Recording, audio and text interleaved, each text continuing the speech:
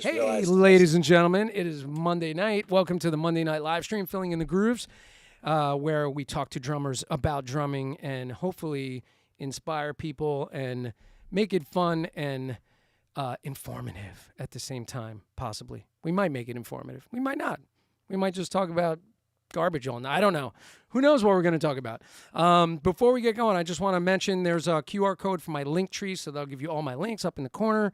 There's a QR code for my mailing list, so jump on that so you find out about all the upcoming live streams And I want to thank my companies, Vader Drumsticks, ProLogix Practice Pads, Offset Pedals, Sabian Cymbals, Black Magic Designs. Holy moly.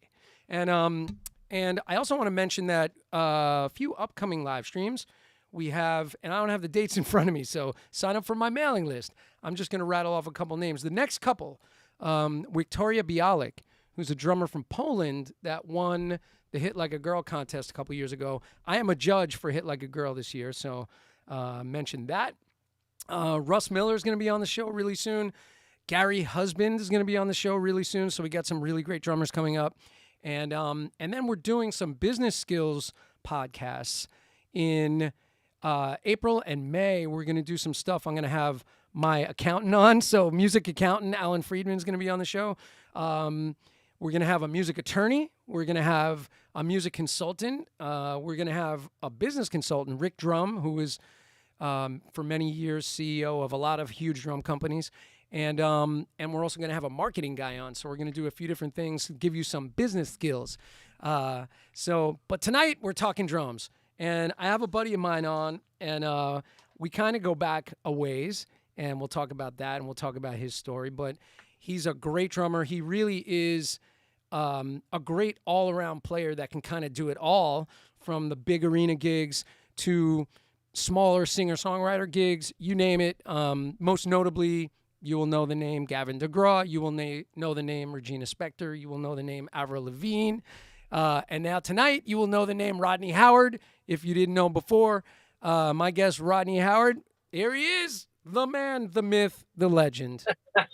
All right, where's the applause button? I keep oh, yeah, that. Damn. I had that. Loaded it onto the iPhone here. Yo, check this out. So on my little Stream Deck, I used to have an applause button, and for some reason the sample is missing, right? But I do have Borat, so we got this. Very nice. I don't know if you can hear that.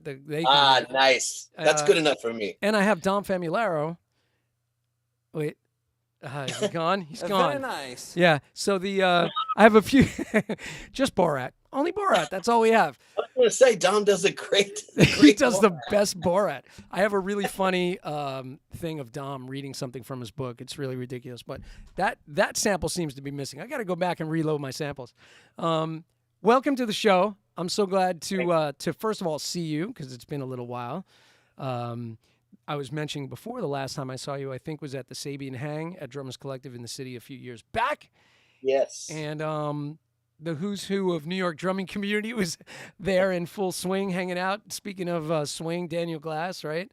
And, absolutely. Van Romain, yourself. I don't think Brian was there, right? Was Brian done there?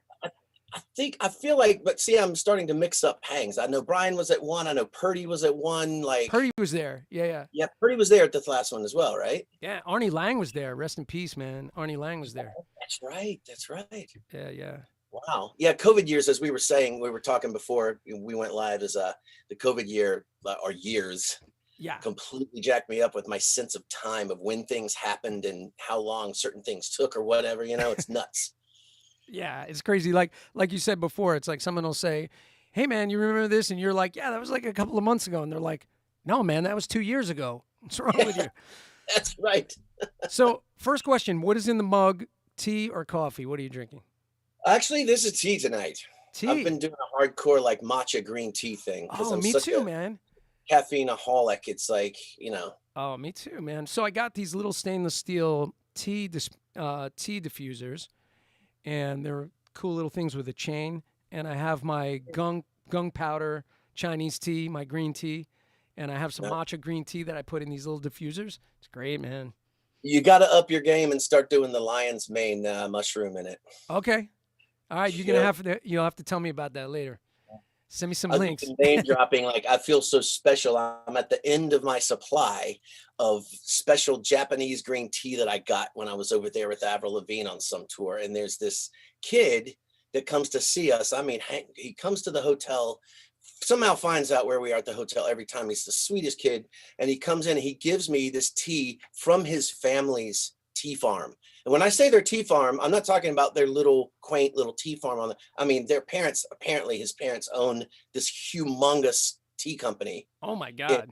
in Japan, and it's the most killing. And I'm at the last 4 or 5 bags, and I'm like, oh, I got to get back on tour. There you go. Just reload on this. Yeah, if not, for the touring, just for the tea. Exactly. It's just for the tea, Nice. At this point, it's all about the music and the perks. Yeah, exactly. And as you get older, the perks become things like tea. Isn't that that's sad, man? The tea, but it's true. Yeah, I'm gonna keep it. So true, man. Yeah, I'm gonna keep it civilized. Yeah, exactly. So, hey, man, I just want to, before we dig into, because I really want to dig into your story, and before we dig into it, just the way that you and I met, and I think that I can remember the very first day I met you, and the reason is, so at the time I was playing in a club date band, a wedding band on Staten Island, and we were at a rehearsal, and I was going to be missing a couple dates to do a different gig, and so I think you were going to sub, or if it wasn't subbing yet, you were there because your wife at the time was singing in the band, and you came to a rehearsal. But it was at the leader's house, and I was like on this TD7 Roland kit, and I remember we happened to be playing like a jazz ballad, so I'm trying to play brush stuff on a TD7 electronic kit, and I'm going like, this guy probably thinks I am the worst drummer on the planet, because like I'm literally, you know how that TD7 was, like you would play quarter notes and it would go and I'm like trying to play a jazz ballad on a horrible TD7 electronic pad kit. And that was our introduction to each other. Isn't it how that always happens? Like, even if you're not the kind of cat that's going to try to quote unquote impress people, right? You also don't want to look like a complete a-hole, right? Yeah, I just felt like I just looked so and that dumb. Always happens when you first meet a drummer, and not even a drummer, like some musician that you respect, and they come in and it's always that gig. Yeah, it's always the gig where you're like, oh yeah, it's got this weird, electronic kit, or it's all this kit that's falling apart, or oh, they came to the gig that the bass player was a sub and we're just falling apart, and I couldn't buy a groove to save my life, or whatever. Right. It's always that. It just never fails, man. It's, I think maybe 2 or 3 times in my life that hasn't happened when it counted. Right. And it just so happened to be the times that was really important. Yeah.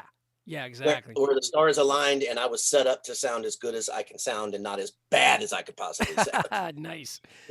Yeah. It's really funny. Like, we should talk about weirdest gigs, at some point. It's on my list of questions for, like, I do a speed round questions at the end, and one of them is worst or weirdest gig.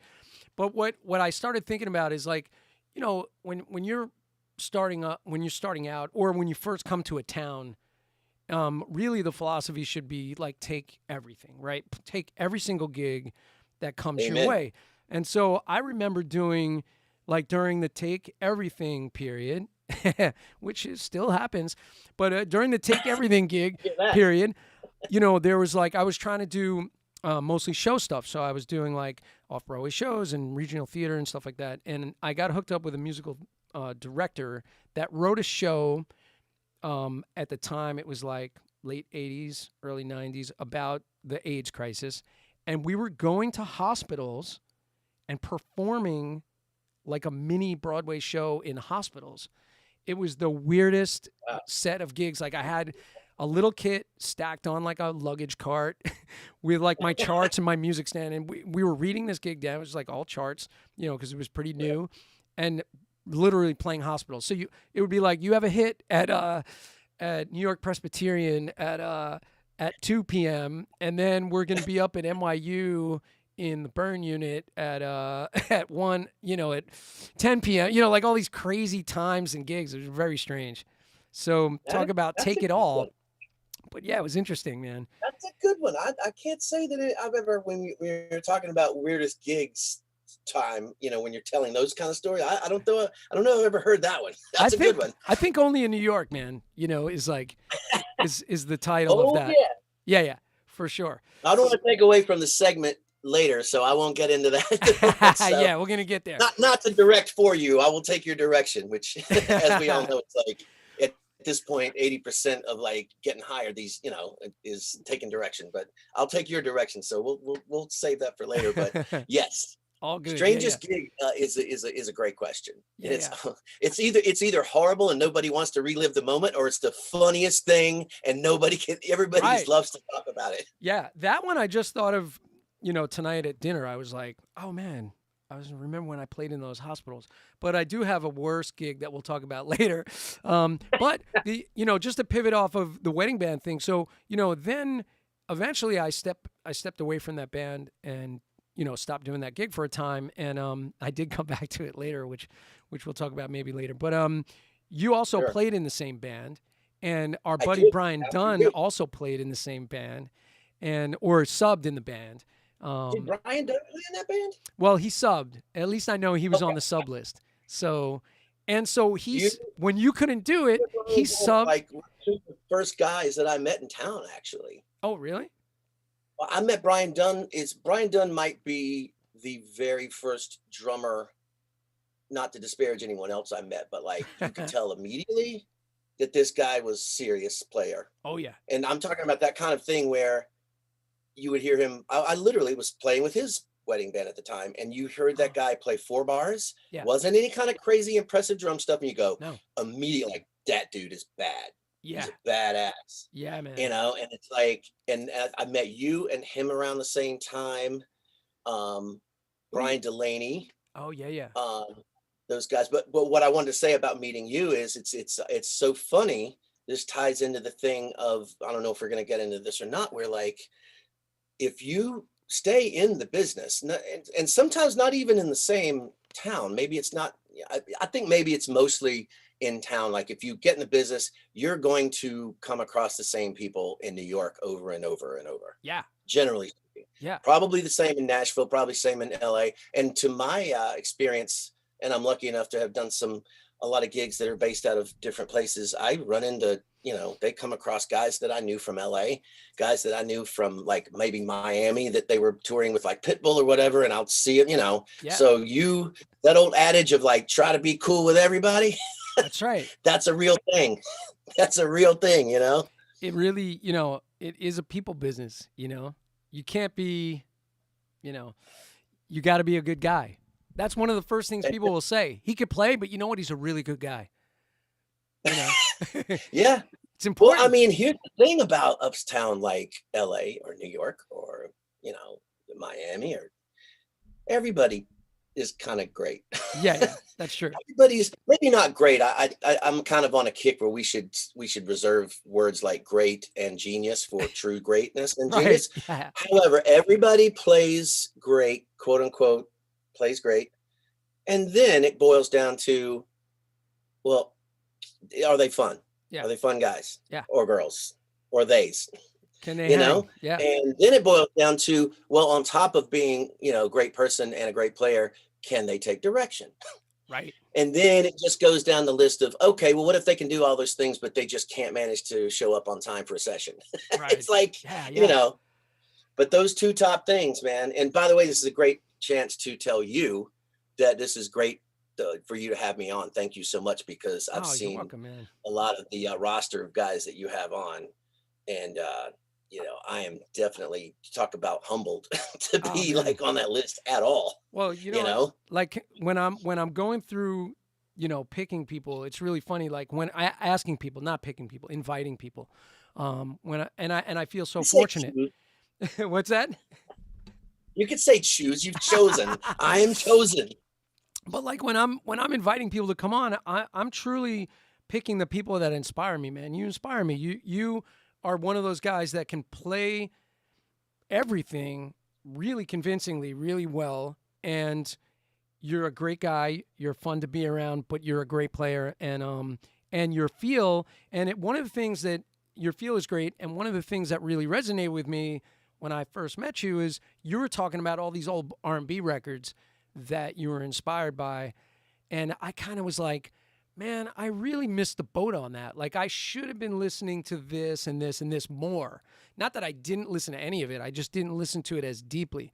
And I was like, man, because I went down like a lot of like fusion rabbit holes and like, getting into heavy technical who didn't? things. Right, exactly. Of course. But like, I kind of missed like Bill Withers and Al Green and like stuff like that as when I was a kid. I just didn't, no one was exposing me to that stuff. And so like I found Tower of Power, but again, different thing, right? And then eventually when I kind of, what's that?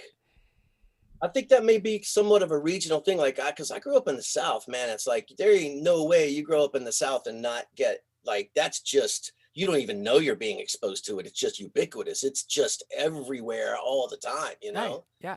And I think, I grew up in like sort of the 80s of like, everybody I knew in high school was into hair metal.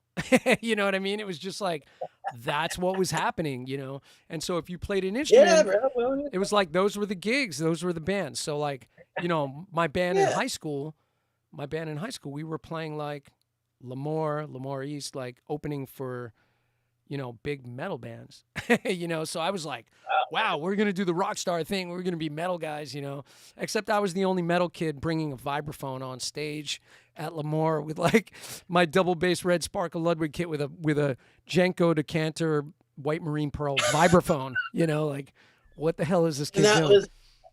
In my opinion, there's nothing more metal than a vibraphone. That's as metal as it gets. We just had those couple parts written into the tunes where, I was going to say, vibraphone is that your melody. new moment where you're like, yo, I got to play that. Yeah. But, Glockenspiel's not going to cut it. Yeah. I was like, forget the Glockenspiel. I got a 4-foot, vibraphone on stage. But that's amazing. But yeah, I'm impressed that you had a band that like for you, this is a great example. You grew up in New York. Like that's possible in New York. Yeah. Like in the South, generally, I mean, there's always the outlier stories, the cats that were in James Brown's band that ended up, playing with him when they were 17 and 18 or whatever. Right. Yeah. But those are outliers, man. Like you live in New York City, that can happen to you. You live in LA, that can happen to you. That does not happen to you when you grow up in Moncure, North Carolina. I didn't even start playing in drums until I was like almost 18. Right. So I definitely wasn't ending up in some band that like had the, for you guys opening, like that's amazing.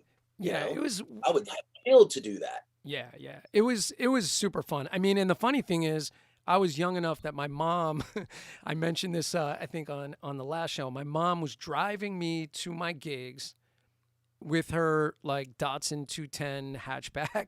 And we would put all the drums in the back and she would drive me because I was only 15 or 16 at the time. And so she would drive me to Lemoore, drop me off.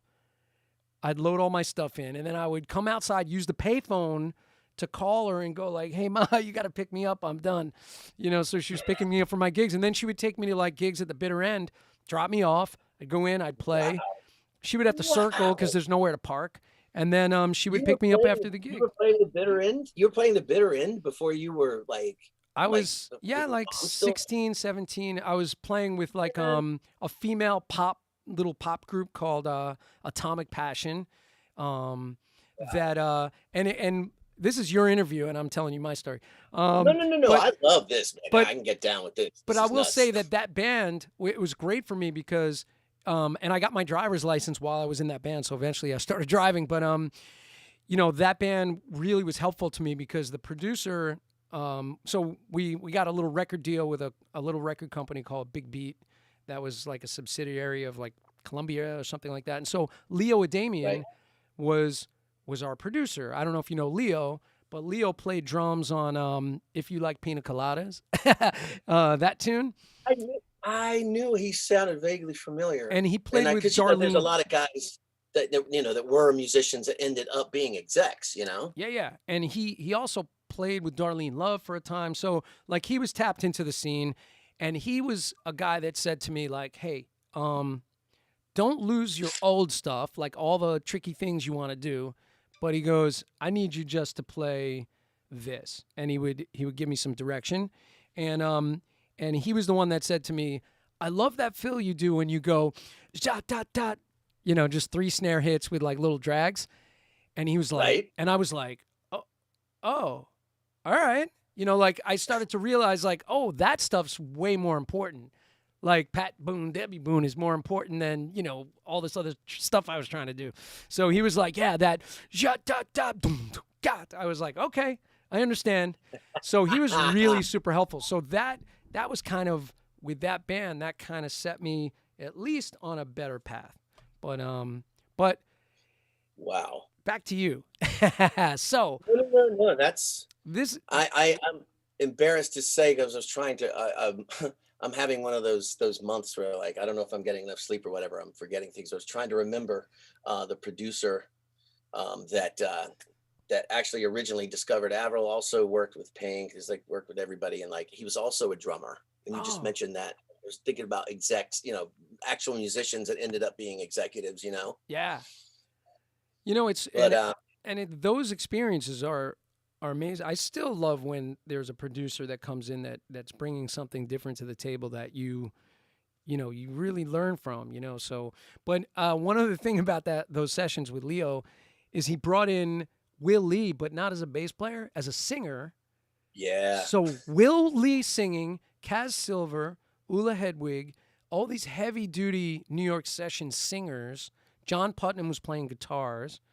And I'm like this kid, man. I was like, wow. whoa. Yeah, Talk like about full really. circle. That's so funny. I just played with John at the bitter end. Talk You about circling all this around. I've just what? played with John, last week before? Great guitar player, man. Yeah. And playing at the end of this month as well. Oh, sweet, man. Oh, you Yeah, gotta give me your dates. Cause I gotta come out and see you play, man. absolutely. Actually, you probably enjoy this guy's music. His name is Alec Berlin. And you and I were speaking about Come From Away a while. He's actually he's the guitarist at Come From Away. Oh, okay, cool, man. I just had Larry on, Larry and Leslie. Absolutely. All right, cool. So now we're gonna rewind. See? I need that rewind sound All sound over the effect. road. So you come from I know this. You come from a no no traffic light kind of town. Oh, Yeah. Like maybe a stop sign in your town. to this day, where I grew up has one blinking yellow light. That's as large as it's like as busy as it gets. Wow. So small It's a town, real small town. very small. Yeah. And I understand that like so you just said it before, you started playing a little bit later, but before that, I mean as a young kid, you were hearing music in your house, right? Your Oh dad's yeah. a musician. So kind of talk to that. Just the growing up part, just what kind of music was happening around the house. Well, as an older person who kind of has unfettered access in the year 2021 to we all have unfettered access. There's definitely something to be said for that age, and I don't even know if you experienced this because growing up in New York, you have access to a lot of things, basically literally everything. Right. If you want to go find it, the furthest that you're possibly going to go is like up in the Bronx, and that's as far as you're gonna, you can find everything. But there's something to be said, I think, of having that zen, empty, like kid mind where you don't have any predetermined opinion. You have no predetermined cubbyhole or of whether you should or shouldn't like this music. It's just music to you, and I really had that in spades in terms of my dad's record collection of just kind of eclectic stuff. I mean, considering I was where I was, it was everything from like it was Elvis and Charlie Pride and James Brown and Barry White and Gene Krupa, and it was all of these records, and like nobody was there to tell me, oh well, this is this and this is the cubby holes this all belongs into. It was just music, Right. and of course my mom would buy whatever pop records were out at the time, and you just don't really filter it, you just let it all come in, and then later as a player, I was always surprised how much I could access and go. I didn't know anything about playing drums when I first heard this type of music, but I remember it being in my body about, oh, well, this moves this way. This, rock kind of, the Stones feel like this, Yeah. but, Yeah. like Dyke and the Blazers feels like this, or the Meters kind of has, and when you're a kid, you're like, oh, it kind of rolls, and then I had family in New Orleans, and like my wife and I actually bought a house and spent about a decade in New Orleans here in Wow. between New York and New Orleans, mostly New Orleans. And like, you realize when you're that age that you don't have any predetermined way of judging it. You just let it all in, and you like what you like and you don't. And there's no kind of like stylized culture to tell you that you should or shouldn't like something. And there's no way you can curate your experience because it's just a bunch of records you could put on, it's like, my son can just go to a channel and go, this is the kind of music I like, only feed me that. Right. And I think there's something really to be said, because listen, certain music lays on our ears naturally and we gravitate for whatever reason. But I think if a lot of music you can learn from and it can become part of your musical life, if you don't have that and you just let it in. Sometimes, as we all know, yeah, I didn't like that the first time. I didn't like it the second time, but the third time there was something. Yeah. And then the fourth time, okay. And then maybe the fourth time you're like, yeah, I definitely don't like this. But whatever the case may be, I think there's a case to be made for, and we're speaking of versatility, and I'm certainly not the most versatile drummer in the world, but I think in retrospect, that's one of the reasons that I was, because I didn't have anybody telling me that, that Tower Power is cool and Elvis isn't, or, Right. the Stones are cool, but, John Waite isn't, or the Police are cool, but, no, it's just, I dig it, Yeah, yeah. It's kind of funny, man. So that's so true. Like high school age, there's a lot of that, especially in New York during the 80s. Man, it was like, first of all, everybody that was into any kind of rock was like, disco sucks, right? So it was like that was on T-shirts in Brooklyn, like growing up in Brooklyn, it was on bumper stickers and it was everywhere. Disco sucks. But if you look at those disco records later, like when you had to learn that stuff for club dates, and you're like, oh my God, the bass lines on that stuff is killing. There's actual musicians on those records. The drum absolutely. parts are grooving so hard, and you're like, wait a minute, why were people trying to filter my brain and get me away from listening to that stuff? It's insane. So yeah, well, I won't put us too far down this rabbit hole, but because I know we're here to talk about drums and music and everything, but I've thought about that kind of stuff a lot, especially coming from where I come from, because I came from the South, and it's interesting to me that my openness to everything, I was shocked when I did move to New York. And, I know New Yorkers aren't a monolith any more than Southerners are a monolith or whatever, but I was like, wait a minute. A lot of these cats seem to be really kind of hung up on one or two or three things. That's not what I thought I was going to experience when I came to the big enlightened city, Right. It was really surprising to me. And that's because they all had neighbors and friends, and some of them musicians. There was a good chance that you had 5 musicians on your block, right? I didn't have that. I had my dad playing guitar, after I'd gone to sleep after homework or something, and that's it, and I'd see my uncle's band on the weekends or something. But you guys had people going, this is cool, this isn't. Check this out, don't do that. Rock is great, disco sucks. I didn't have that. It was just, it was all, I know as cheesy as it sounds, it was literally just all music. Right. And then every now and then I'd hear something, I'd be like, this really sucks, I don't like it. And then you go, oh, this is the same singer? Oh, I like this. Right. So, none of this preloaded to hate things, It's like, I feel like, and what I was going to say is originally is that disco sucks thing, and I won't sit on this too much, that was a cultural thing. It wasn't always a musical thing. Yeah. It was a cultural thing of like, oh, this music is associated with darker people and gayness, and I don't, that's not what we're about. Disco is gay, and we're not about that. And it's shit, I didn't even have that, ironically, when you would think, the stereotype being from the South, you would think that, but I didn't even have that. Yeah. It was just like, that's true too. Cool. Those cute gay men are singing this disco song. Well, whatever. Let's dance. Yeah, exactly. It's like, it's kind of funny. Nobody was hung up.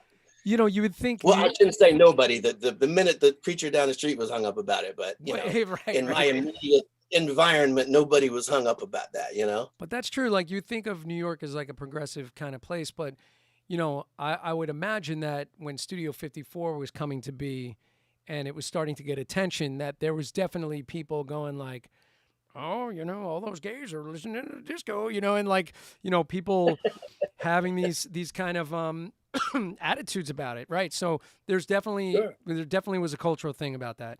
But I think that it really was for you a great thing that you didn't have all of this weird filtering that went on, like as teenagers that we had. So that probably allowed you to shape that musical taste earlier.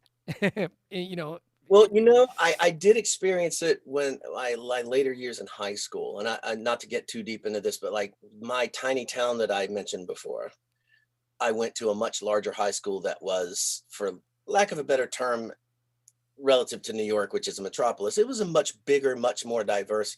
And then I started getting people going, this is cool, this isn't, Yeah. My rock and roll friends, like when I was freaking out about Prince, were like, why are you listening to that shit? And I'm like, what? Yeah. Like, it's as amazing.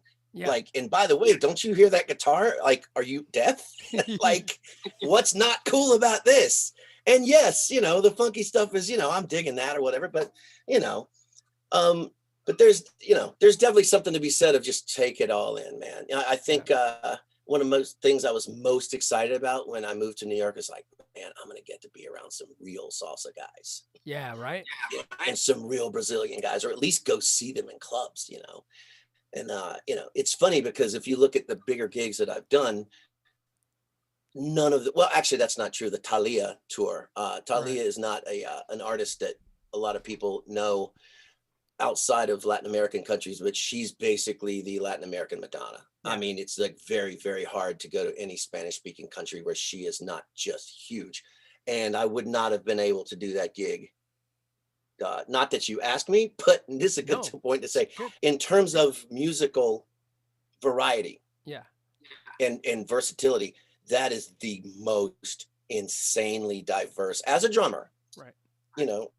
In terms of harmony and stuff, I'm sure like my keyboard player friends and whoever would be like, well, it's not that they're like, stylistically, you literally had to play serious rock cover tunes that were done by the most killing session players ever on this girl's records, play fairly legit salsa, play reggaeton, literally play Shania Twain style, like new country, play, a couple of blues shuffles. What else? Like it was kind of literal reggae, like bachata, and when I say rock, I'm talking and don't forget, like obviously techno and disco ish, dance, four on the floor, whatever. It was everything. It was just, and that's the kind of thing I never could have done if I didn't already have that stuff in my body. Now, don't get me wrong. I'm not anybody's king of salsa, nor am I anybody's king of the deepest country groove or the whatever. But like to already have that stuff in your body and truly have it. I don't mean just kind of like, let me learn that groove on the record and phone it in, like really, really, really lay it in there and sell it.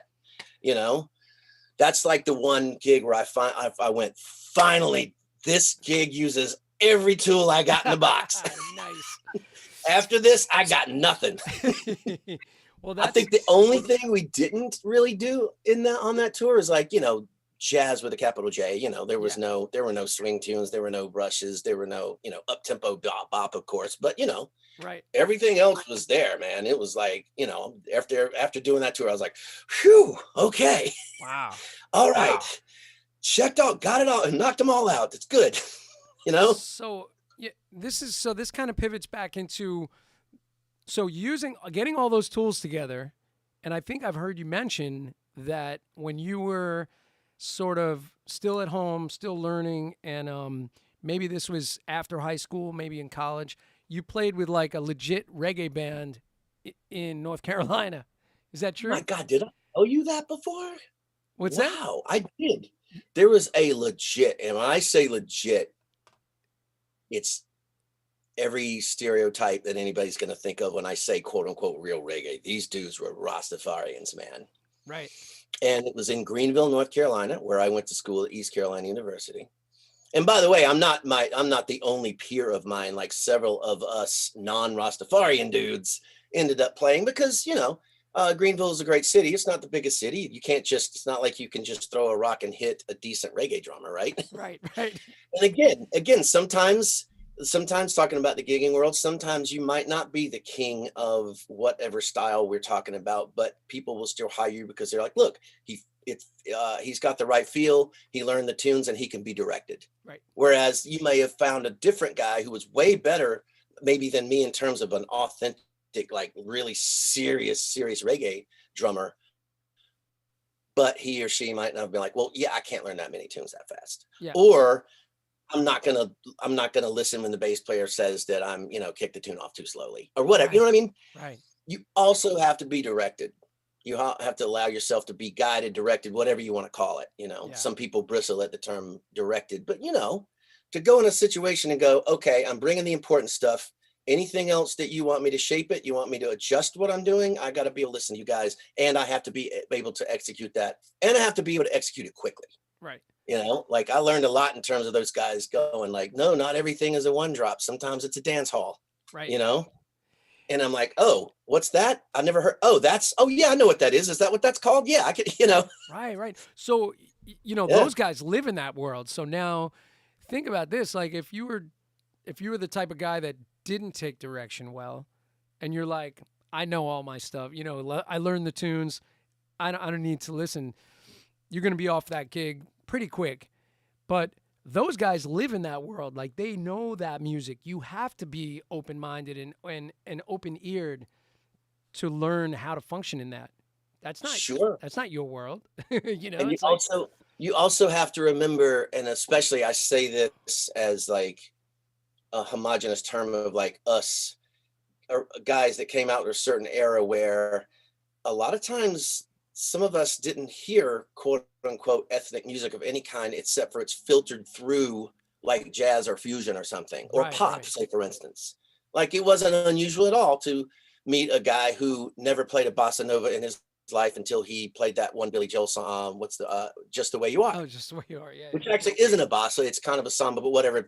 Not to get too deep in the weeds, but you know what I'm saying. A lot of times, as a drummer, that's a great example of not having predetermined filters. And you go, oh, later on in life when I learned about bossa nova and samba, you go, oh, it's that thing. Yeah. Oh yeah, okay.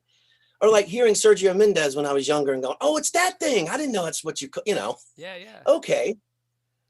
So yeah, man, you gotta be directed, and you also have to be willing to.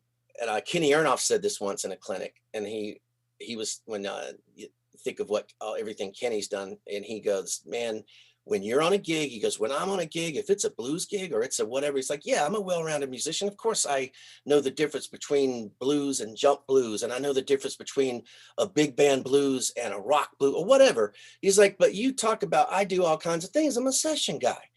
But when you're playing with these cats who live there, that is where they live. There is nothing else for them but that. You listen to them. Yeah. Like I'm on a gig and I'm like playing the shuffle and I think I'm killing it. And the bass player looks at me and he leans back and I'm like, oh, he wants me to. He goes, I listen to the bass player and I noticed that I'm a little ahead of him. And I was like, oh, I need to get back there with him. And then the bass player looks at me and shakes his head like, no. And he goes, what do you mean? And he goes, and he just keeps like laying back. And he goes, why does this bass player keep laying back? And the bass player finally goes, no. I lay back. You stay in the middle. Yeah. And like they live there, and you're like, you can't do that thing where you go, don't tell me how to play reggae because I know every Police record there is. And you're like, not that those records aren't amazing. Of course they are, but you have to understand that they were an amalgamation. They were a very beautiful amalgamation of, post new wave and reggae and, all this stuff, right. And you have to know that, just because you learned, you play the Chick Corea sambas, that doesn't mean if you were to like actually play with some cats and you're like, whoa, that's not the same thing. Yeah.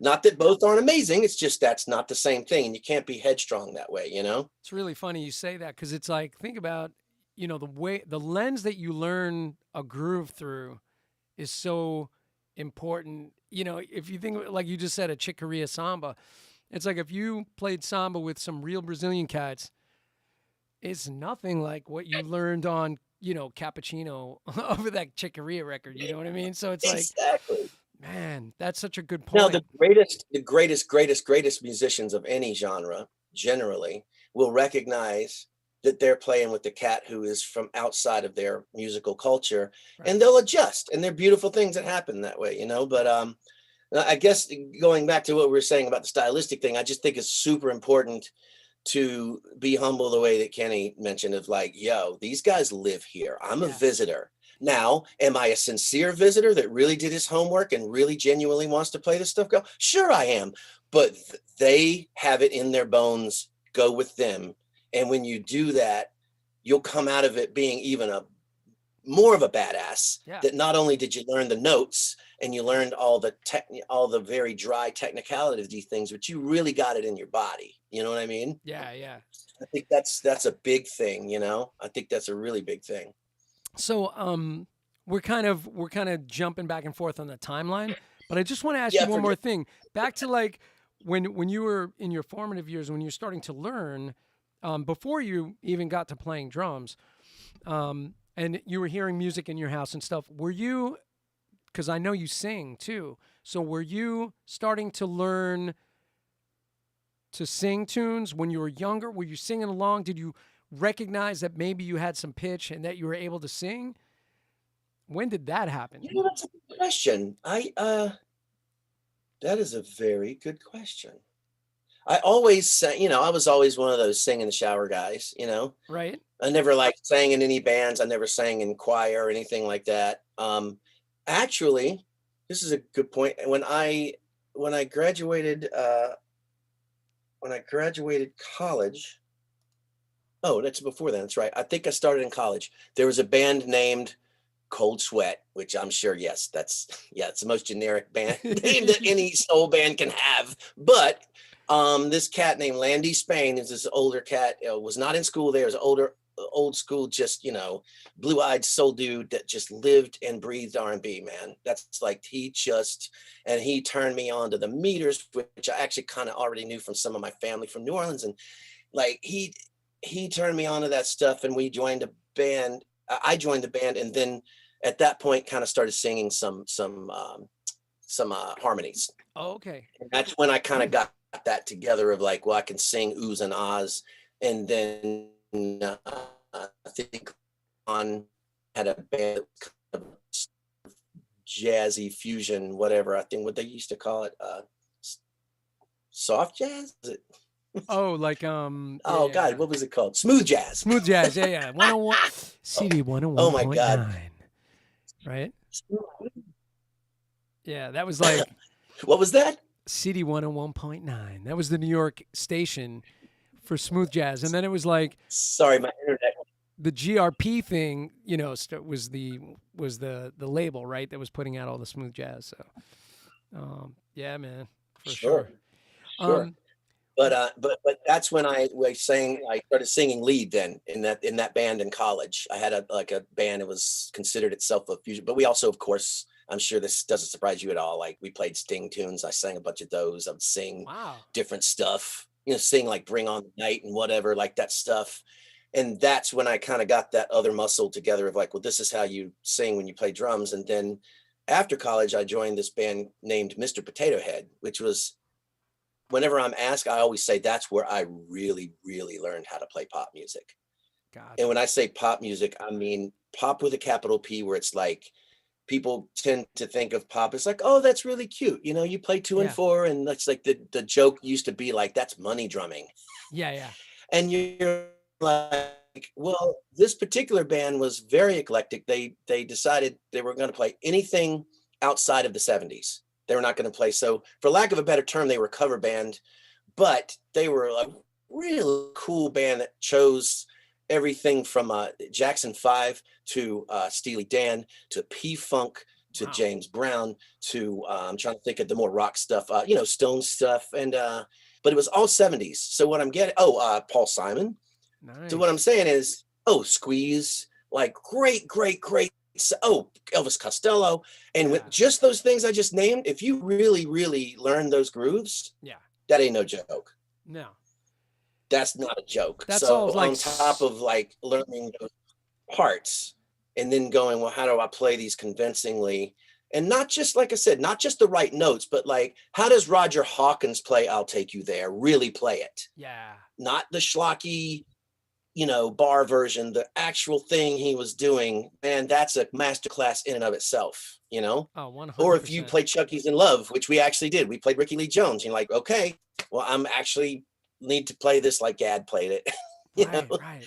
Not transcriptions per se, but like really trying to get inside the style of each one, Yeah. and not just doing that thing where the drummer shrugs and goes, well, this is how I play this stuff. It's like, no, the guys in the band were hip. They were like, so you are nailing all the ghost notes in Cold Sweat or whatever, or you are, playing the side stick and I'll take you there, right? Or you are playing the hi-hat the way Charlie Watts plays it, on that song. And it was an education, man, but that's not what you asked me about. The singing, to answer your question, came in college, and then this band, Mr. Potato Head, which is, I always say I always give Morgan Davis, who was the original drummer in that band, I give him major props because he kind of groomed me into that band after he left. He left the band to go play with Ben Folds, actually, wow. which is not what you asked. I'm all over the road now, but that's all right. That's all he good, left man. the band, he left the band in North Carolina to go play with Ben Folds in Nashville. And that's when my serious pop drumming education started happening with these guys. Wow. And just to tie it up a little more, you mentioned Gavin DeGraw. I actually helped get my friend Brian Dennis from that band, Mr. Potato Head, into Gavin DeGraw's touring band. So we ended up full circle there playing together, touring with Gavin. So that was great. Oh, that's very cool. But singing, yeah, that's when that happened. And by the way, I sang in almost every band. So Gavin, I sang in up until Avril. And when I got the Avril gig, every dude on that band was incredible singer. And I was playing so hard that the front of house guy was like, yeah, we don't, yeah, I'm getting more cymbal in your mic than I am your voice. So we don't really need you there anyway. Everybody else is killer singer. So, my drumming and singing has gone downhill since then. Yeah, but it probably was something that stood out. I mean, because didn't you learn the vocal parts like initially, right? So that you would be able to sing with her, right? Oh yeah. Oh, you mean in Avril's? Yes. Yeah, But so to be honest, because there were so many great singers in the band, and by the way, let me see. I don't want to pull the curtain back too much, but let me just say this: Avril never used tracks. Right. Like it was one of the big things, and that's because of that. If there was something on track, it was something like a hand claps or something. Right. It was something really basic like that. It wasn't like the actual meat and potatoes of the song or anything. But to answer your question, they didn't need me that much. But yes, I would learn the harmonies, and I would just let the musical director at the time go, yeah, you know what, just sing the Hey Heys. Right. Or just sing the football team stuff. Or we also need you to sing the high tonic on this, whatever, And it wasn't that much singing because there were so many great singers in that band, right. Not the least of which her, Yeah. And what I was kind of alluding to is maybe it was helpful in getting the gig originally, which we'll get to at some point. But that does sets drummers apart, man. If you can sing harmony, man, I don't sing. Actually, at the end of the day, when I auditioned for her, you're right. At the end of the day, I didn't end up singing that much. But when I went in and auditioned, I not only sang, which, she's a singer. Of course, she's going to go, oh, the drummer sings. Yeah. Just like you and I would look at a chick singer that like started playing drums in the middle of the song. You go, oh, she played, you just tend to notice that if that's your instrument. So no lie, that definitely helped me get noticed. Cool. And the other thing that helped me get noticed, I wasn't setting this up, but now that we're here, I did that fake drum machine thing in my audition. Right. I don't know if I ever mentioned that to you. Yeah, I mean, I know about that, but we're gonna get. You know what I'm gonna do? Yeah. I'm gonna. Sorry, I didn't mean to preempt your. I think what we should do is we're gonna open the chat real quick and just say hello to some folks. If anybody has questions, field the questions. I'm going to go through pretty quick. We'll just check it out. And then we're going to get to sort of getting out of town, coming to New York and starting to get the gigs. And we'll talk about, the Regina Spektor gig and the Gavin DeGraw gig. And then ultimately, when you got to Avril. And then I also want to dig into Broadway a bit. Wow. Sure. We got a lot to get to, man. All right, so let me put the chat window up with us. So here's the chat window, and then so I can read it. So of course, first in, I mentioned her to you in the pre-hang. My student Lucia, hanging with us. Lucia is a What's up, 13-year-old Lucia? drummer from Staten Island. By the way, Lucia, Rodney lives on Staten Island also. So we're Staten Island's in the house. So All right. welcome, Lucia. Lawson Page hanging with us. Bob Sears hanging with us up in New Hampshire. Bob Sears is a great drummer. He plays in a cover band up there. He's a student of mine, and he's in my hand technique workshop on Thursdays. Peter Retzlaff, New York drummer that you know, hanging Peter. with us. Oh, yikes. Yeah, man. I'll be sure and talk a lot about brushes and my my lackluster bebop playing these days. I will tell you that, a lot of people don't know this, but Peter can lay down some mean grooves as well as being, as he's known for being a jazz player, but man, he's got a pocket too, man. Yeah. I've witnessed that on some clips when I was, blurry eyed, checking out Facebook, how we all do at like 2 a.m. or whatever. It's like, I've seen Peter do that too. Rob Glick, my bass player from, we have a new record out called One Block East is the name of the band, One Block East. The name of the band is To Eden, and it's Rob Glick, myself on drums, Bill Ware on vibes, Russ Palladino on saxophone, and Eric Capers on guitars, and it's streaming on all streaming platforms right now. So check out One Block East, To Eden, and I'm going to be featuring some play-alongs of that music very, very soon on the show, where I'll play some live drums over the tracks. Ken Sebeski hanging with us. Ken, what's happening? Oh my God. I could talk about Ken for the rest of the night. You hear that, Ken? Dave Clive hanging with us. Awesome show, Jim and Rodney. Greetings from Dave Clive's Gretsch Museum, Brooklyn, New York. I get back with Dave too. Yeah, Rodney, Brian, and Dave all played Club Date showcases for Phase 4 at the same time. So sending love. Wait. Is Dave feeding that into this? Yes. Well, that's TMI, man. I wasn't going to go that far. Nice.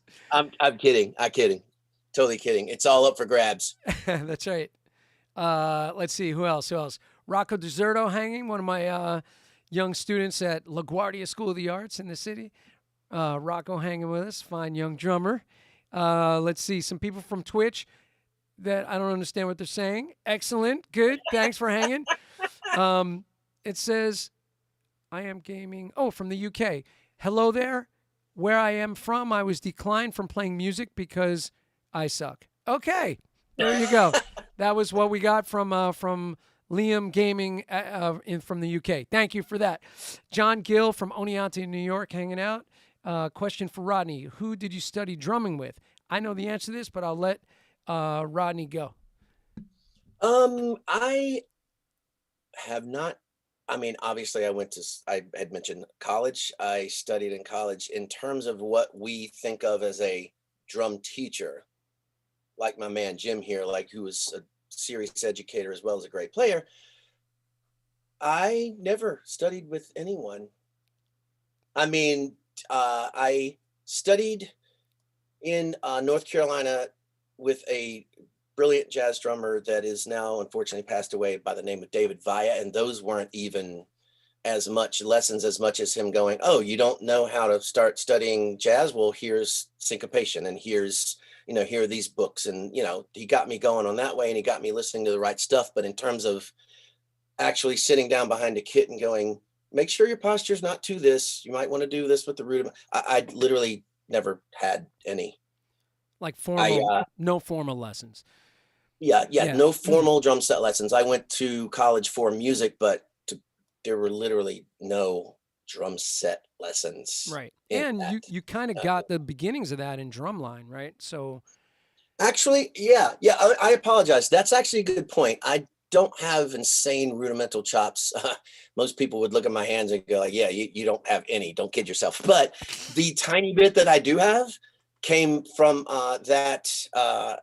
the East Carolina drum line, because there were drum corps guys that were from Spirit of Atlanta, and those cats in Blue Devils and those guys in Santa Clara Vanguard. And, of course, I'm not saying it on any way that I was hanging with them, but just being exposed to that and knowing what crazy insane rudimental chops were, it was right there in my face. I didn't have to seek that out. Those guys are right there. So yeah, that's actually a good point. That was marching on snare was it was a decent, that was a decent education for sure. Yeah. That's a great part of the foundation, right? So, when I had Ralph Roll on the show, he was talking about having that marching foundation. He was heavy into it for a bit, actually to competition level, Wow. So yeah. And by the way, you mentioned when you were playing with some of the cover band stuff that was pop, and you were playing Dyke and the Blazers, learning some of that stuff. I had James Gadsden on that long ago, and Man, talk I know about you singing and drumming and laying down groove for the purpose of groove. Oh my God. Oh man. And truly in the old school way of like, I know it's a slippery slope, but like that non-metronomic, but yet like that, it's just, Ah, all those cats, man, it's just insane, yeah.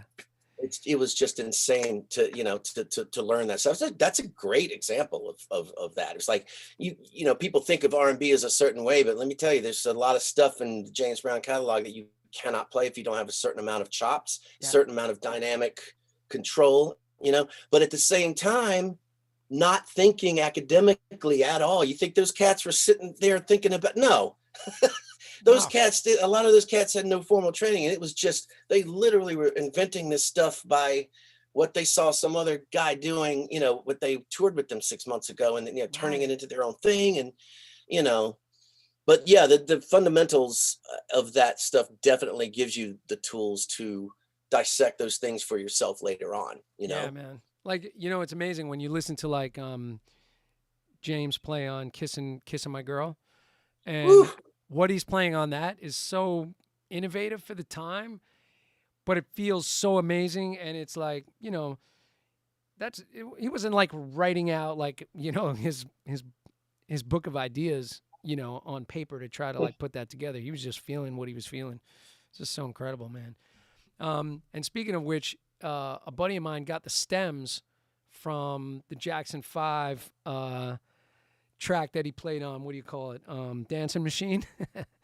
So we have the stems loaded up in his studio, and so we were isolating the drum tracks. And I love what he did on that. And it's so, like you said, like not seriously metronomic sounding, but just like what he brought to the table on that is so killing, man. But I know he was saying that was kind of laid out for him. Most of that. Yeah. But it's really, really killing. You got to hear the stems. It's totally crazy. We got the stems for a whole bunch of Michael Jackson stuff too, like isolated all the tracks. Totally bananas. That's insane. By the way, John Favicchia hanging in the house. Good to see you, John. Yo, I haven't said John. Say hello to John for me too. Oh my God. Amazing. Good to see you, John. I mentioned you today to somebody. Oh, Scott Kettner and I mentioned you today because you were at my book release party. So I thank you for that from 2019 because Scott and I were talking about book release parties. Some little things coming up. He'll be on the show soon. Tony Cassina hanging with us, saying greetings, gentlemen. Authenticity, very cool. And he said, Tony probably has a question later on, but he was agreeing that, yes, CD 101.9 was the smooth jazz station at the time. Steve Balgoyan hanging with us. Hey, Steve, good to have you in the house. Keith Krupe hanging. Keith. He's saying that he loves that Rodney addressed the cultural issue between rock and disco head on. Bravo. Very cool. Yeah, I got to be careful when I get into that stuff. It's like, are we here to talk about drums, or are we going to let Rodney just do a tirade for a half an hour about his social views? Like, nah, let's not do that. We could go down that rabbit hole too. No. I want not to get too deep into it, but how should I put this without blowing anything up? I've had some really, really scary interactions online lately from complete strangers who just went to my Facebook and read some things they didn't like and decided to message me and do everything from harass me to threaten. Wow. Isn't it incredible, man? Like, Oh yeah. how divisive, like, like you're putting your opinion out there. That's it. Like, why do you have to get attacked? And if you were out on the street, you might even get physically attacked over this stuff. Yeah. It's insane, man. I've had that happen early on in life, but I'll tell you, you know man. what? I do have to own this. Like, I decided a long time ago, well, not too long ago. I'm older now. I guess it was a long time ago that and I'm not putting anyone down who doesn't do this at all, because I completely understand, if you have a brand, in the drumming community, it's like, it's problematic to align your identity with a certain stance. But I just decided that I'm just going to let it all hang out and be me when I'm talking about drums. Because to me, it's part of my life, just like my social views, just like my being a comic geek, being, you know what I mean? Being a huge fan of Nightmare on Elm Street, of being a huge fan of New Orleans culture. Like, all of that is the same thing to me. Yeah. Like, and I don't ever edit that out. I never, pretend that it's not that I don't try to make it an issue and push it when like right now we're talking about drums and drumming, I don't push it, but I also don't hide it. Right. And a lot of the guys I'm thinking of that I won't mention, not because they're necessarily doing the right thing, but I appreciate it when they step up and they're like, hey, this thing that's happening in society right now, just so you guys know, this is where I stand. Not going to preach, not going to whatever, just putting it out there. I've said my piece. Now, on to this new snare drum I have. You know what I mean? Yeah, for sure. I mean, I love it because the reason I'm giving them props for doing it that way is because I'm such a hothead that I could never do that. Like, once I get in that vein, I'm like going hard, And some guys that I really respect as players, I've noticed, like, never really speak to stuff that I feel like all of us should speak on. We don't have to preach. We don't have to tirade, but we could at least go, hey, I have a small platform. I'm checking in. This is what I think. This is where I land on things. Enough said. On to, the new symbols or whatever. right. Yeah, exactly. Or onto my new track, Yeah. I think, I think, I'd like to see a lot of more people in our community, so to speak, like, do that, Yeah, man. And it's going to rock the boat a little bit. Sure. And there's going to some people that go, oh my God, I never knew he was one of those. And okay, cool. So you didn't know that. So you like me, you like my music, you think I'm a decent guy. Well, I also think this. So you might want to rethink the idea that everybody that thinks this is a horrible person, That's everybody that has this stance, whatever, Tommy Igoe, man, like he's one guy that he does not give one Woo! iota about what anybody thinks about anything he's going to say. He just puts it out there, puts it on the line every single time. Oh, dude, he does. Tommy, talk about somebody who's got that old school thing from his dad of just like, yo, this is how I am. This is where how I roll. And if you don't like it, there's the door. Yeah, man, 100%. Here's a really tame example of that. But you know who Dorothea is? The drumming granny. She's like, oh yeah. So she had been getting a lot of attention, right? But before she did the Drumeo thing, she was just putting up videos of herself playing. And she put up some video where she was playing like a metal tune or something, and a bunch of, like, on Instagram, a bunch of people just trashed her. And Tommy and right, exactly. Like, first of all, just right there, like, why are you trashing this lady that's she's just putting it out there. She's having fun. She's playing drums. She's playing better drums than I've seen kids, a quarter of her age do. And you're going to trash her for, like, putting it out there. So Tommy came to her, he found the video, and then he went on a tirade, man, about everybody that was trashing the drumming granny. And then the next thing you know, she's, like, featured on Drumeo, and she's, like, doing clinics. So that's amazing. I didn't know that. That's amazing. But so it's like, that's one example where Tommy, like, I love that he just was like, hey, wait a minute, keep your mouth shut. Why are you jumping on this woman? She's putting it out there. She's having fun, So anyway. Yeah. So shout out to Tommy. I've been trying to get him on the show. Oh yeah, definitely shout out to Tommy. Yeah, for sure. So jumping back into history, because I dropped the chat window for the moment. I'll come back to you guys in the chat. So before you played drums, you played saxophone. Did you pick that? I did. Did you pick that in school, or did someone I pick did. it for I you? did. Okay. I did. I actually was lucky enough to pick it. Tenor? It wasn't handed to me. Tenor? Alto, actually. Alto. No, I wasn't cool enough for tenor. I had an alto. Okay. I played alto. So alto sax. So that's where your kind of gateway into like playing some music now starts, right? With saxophone. Sure. So you had the family experience. Your dad's a musician. You're hearing all kinds of music. You're exposed to music, and your first instrument is saxophone. So that was in the beginning of high school for high school band and stuff. Yeah. Oh, actually, I think started maybe. I think it was like middle school that I started, but Middle high school, school yeah. for sure. Yeah. Playing, yeah. And then So and where I grew up, it was basically marching band and stage band / concert band. That was it. Like it was absolutely not hip enough to have like a jazz band and all the other stuff. Wasn't that. But again, like that exposure is great. Like you're playing a melodic instrument, and it taps you into how melody works. I think that Sure. it's singing, playing saxophone, that stuff as a musician makes you tap into some things that maybe just somebody that only ever learned drums wasn't tapping into, So I think that stuff's hugely valuable. And then so you pivot to drums with Drumline, right? Right. And so what year is that about? Let me see. I started learning drums when I was like maybe 16 and a half, 17. So the last 2 years of high school, I played in the drum line. Cool. So like you're starting towards the middle of high school. So Oh yeah.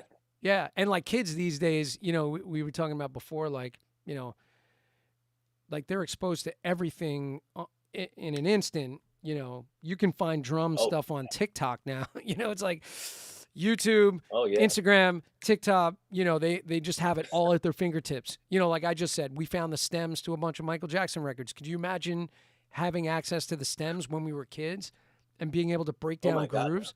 Like we were dropping the needle, going. Yep. Trying to get that groove. So what about like being able to have it visually represented? Like all of a sudden you can watch a video of this person playing and visualize and go, oh, I never thought that it was okay. I see how the sticking works. So like, you can learn something in 2 hours. It would have taken you like a week to figure out just intuiting every possible way that you could voice that, especially in the absence of a teacher, Yeah, that's true. My teacher, it's kind of funny. My first teacher, who was a local guy, I'm going to say anybody out there that's from the New York area that knows handsome Hal Parker, rest in peace, Hal, because Hal passed away. But Hal Parker was my first teacher. He really did teach me to read, which was great. He was great at teaching the whole reading thing. But we didn't really listen to music in the lessons. And like I make my students listen to music in their lessons all the time. I will reference records constantly. Listen to this, check this out, So, man, it's like listening is so hugely important. And, we had a stereo system. We just didn't go to the records, man. I don't know. I think that God bless you for doing that. Because you know what? At the end of the day, that's really, even if your technique isn't great, even if you're not sitting, quote unquote, properly, all of this drum shit. At the end of the day, is this in a person's head, ear, and their body? Right. And everything else really should be just tightening it up, or as Steve Smith said, I don't practice I don't practice necessarily always to do things faster or this or that. I practice so it feels better. Yeah. So that it's easier to play, that it's not a struggle to voice, that I'm at ease and I'm thinking about music and not about muscles. Yeah, exactly. Yeah. I remember another person said a quote that was similar where, I practice not to play the hard things, but to play the easier things easier. Yeah. Something along those lines, just so that, it's like loading the bat is what I tell my students. It's like you load up the bat. So when you take all the weights off the bat's nice and light and easy to swing.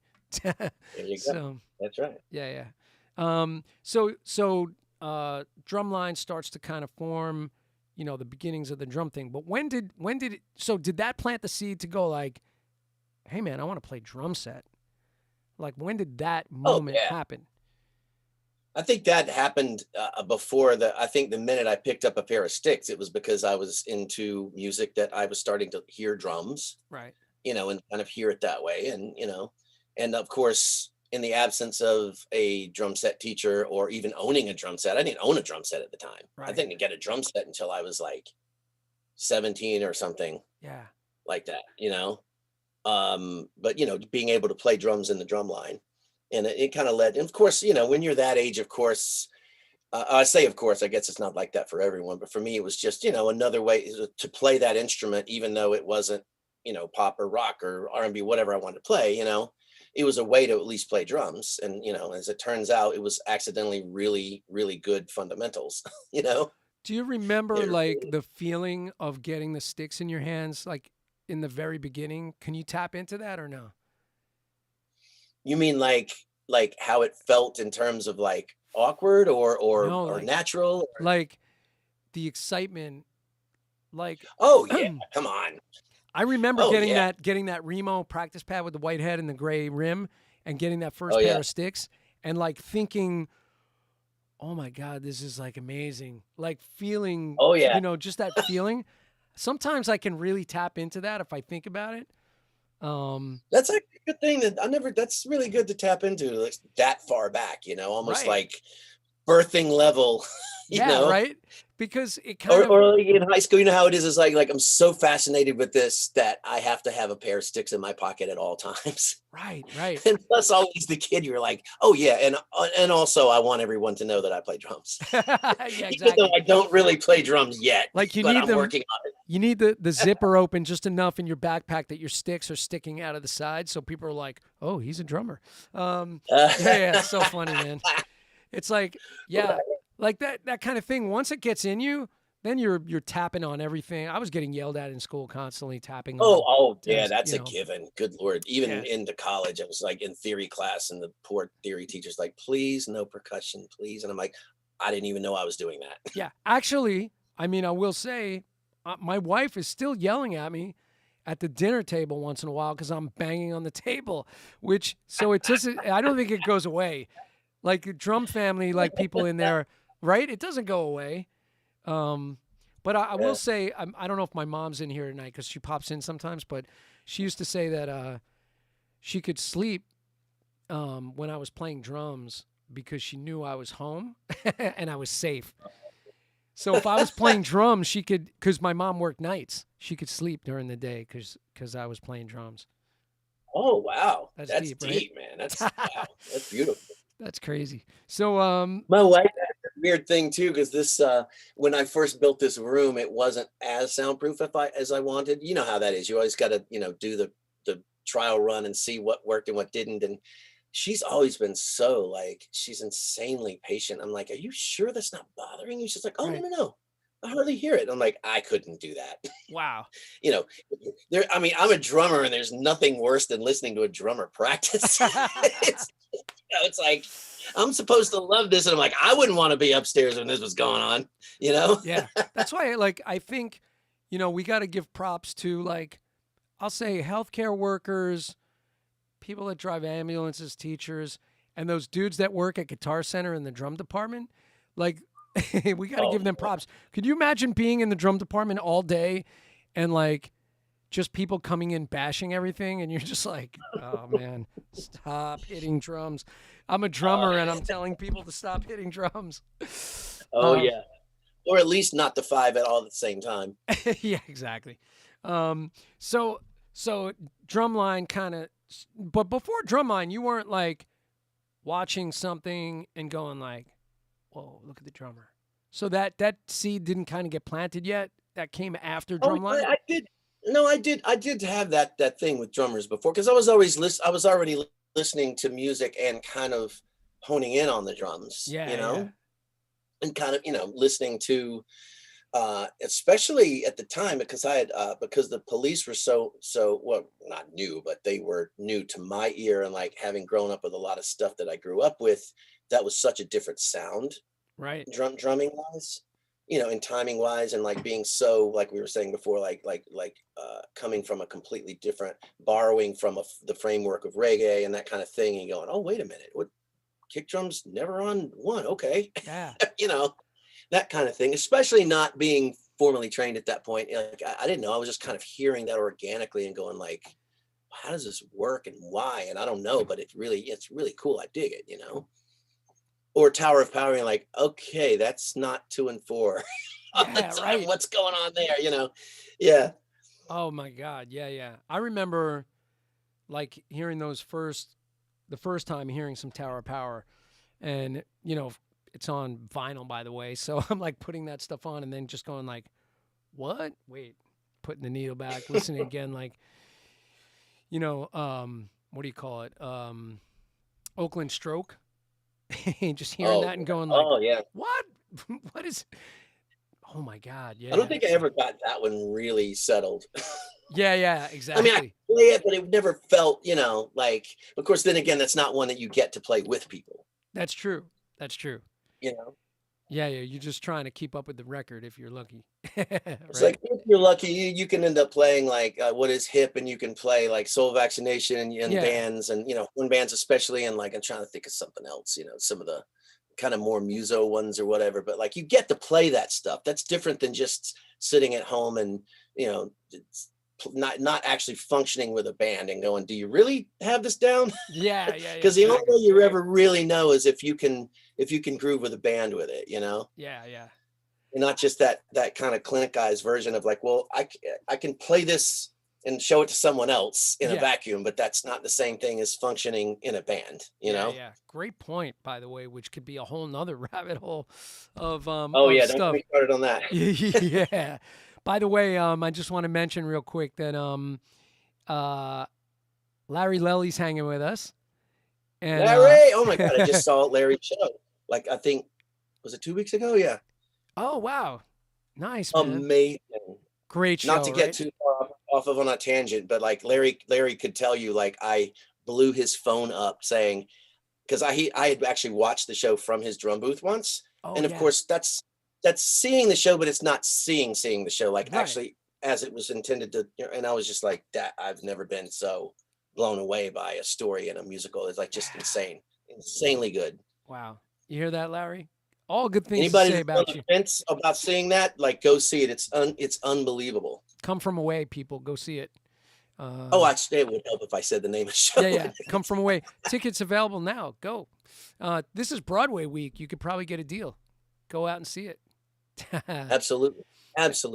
So yeah, Larry was just on the show. So shout out to Larry. Lucia just said, one of my favorite parts of our lesson, because I was mentioning listening to music, she said, is listening to music. And she said, Jim got me into artists like Alan Holdsworth and Dave Brubeck.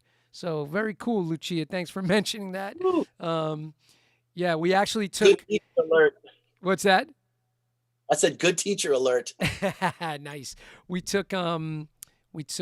took Blue Rondo a la Turk, and I arranged it for flam rudiments. So we do that in my workshop where we play Blue Rondo a la Turk and flams. Flam taps and Swiss Army triplets. Wow. Very cool. All right, cool. So you're going down, sort of getting into the drumming thing. You're starting to play drums, but still at the high school level, you're not really in bands at the time, right? No, I had like one or two bands that I kind of jammed around with, never played gigs or anything like that, Before like Mr. Potato Head and all that kind of stuff. Oh, right? yeah. So, because the Potato Head thing happened after school, after college. right. So, because I was actually kind of all geared up and ready to go to Berkeley after my years at East Carolina, and then I got the offer to join this band, and it was actually really, really, really lucrative band. And it was a chance to play with great players and play great music. There was not one song in their entire list of things that I was kind of a drag to play. Everything was challenging in its own way, and it was, educational and fun. And, so that's why I stayed there for quite a while. I didn't go off to Berkeley after that. Okay, I so stayed and actually. What band was that? Mr. Potato Head. Sorry, so I'm that all was over the that road was with Mr. Potato Head. chronologically. All right, cool. So That was Mr. Potato Head, yeah. Got you. So by the way, how do you market? So how do you market a band called Mr. Potato Head? Like I'm sure, like, to me that actually, it's like it's cool to have a zany, wacky name, but how are they marketing it? Was there an actual Mr. Potato Head in the marketing stuff, or like? Well, actually, that whole concept I can't take any credit for. It was literally all conceptualized before I came along, which Right. I loved it because it was awesome. And just to clue you in, the reason I mentioned that they only played songs from the 70s, and also I have to say, obviously I'm biased, they chose really hip songs. Right. Like for instance, I don't know, whatever Steely Dan song, like they wouldn't choose the obvious one. Like they chose like Kid Charlemagne, Yeah. Yeah. Yeah. and like they chose really hip, eclectic stuff, man. I mean, you're talking about somebody who's playing like Kodachrome by Paul Simon and P-Funk in the same set, or like also with the Stones tune and also with the Jackson 5 tune and also with a Ricky Lee Jones tune. And, it's really eclectic, Yeah. Yeah. but to answer your question, because it was all 70s, that's why they named it Mr. Potato Head. I was told they almost named the band Easy Bake Oven. Oh my God. Oh, that's great. Completely different vibe. And this is in North Carolina, right? Yeah. It was a regional band that, played mostly North Carolina, but some, up and down the coast, It was, but really lucrative, really a great chance to just sit with the drums and really delve into a lot of stuff because I had a gig, That talk I had about a cutting gig, your teeth, like cutting your teeth on that many different kind of tunes and on a band that's working. So you got to, and by the way, was Yeah. the catalog constantly evolving, or was it more like this is pretty much the sets and you guys always did the same sets, or was it changing all the time? No, it changed often. It didn't change all the time. It changed often. Like even those guys were like, okay, when we first started this band, this was a good idea. We're either tired of this song or we think there's another song that might kind of, fit that part of our vibe better or as well. So this is out, this is in, or actually nothing's ever out. You just don't play it as much, Right. And the singing was a big thing, like especially those Jackson 5 harmonies. It's one thing to be playing like a squeeze tune and just laying down a nice fat 2 and 4 and singing oohs and ahs. But when you're singing that syncopated Jackson 5 stuff against the also syncopated drum stuff, Yeah. and also faking tambourine with your jingle stick or whatever, like that's a thing. That was like, Dude. and in full disclosure, I don't know that I have that level of independence now to be able to sing those background vocals with Jackson 5 and the syncopated stuff and do my fake percussion thing that I always try to do when I'm trying to at least somewhat represent percussion that's on a record, without having tracks, which we would never do. Tracks would just never ever. That was not anything that would ever happen in that band. So one thing I neglected to ask though is how did you get the gig with Mr. Potato Head? So there was already a drummer in that band. They were a functioning band for a while. My dear friend Morgan Davis was the drummer. He was one of the guys that conceptualized that whole vibe with those guys, and that he had been playing with Ben Folds. Right. Those of you that know who Ben is a monster, truly a musical monster.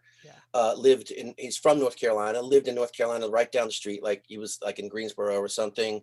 And Ben had several record labels talking to him, and Morgan was playing with him at the time. And I think Morgan, how it went was that Ben had moved to Nashville to kind of get to live in more of a label city, a music label city, so he could showcase for these guys or whatever.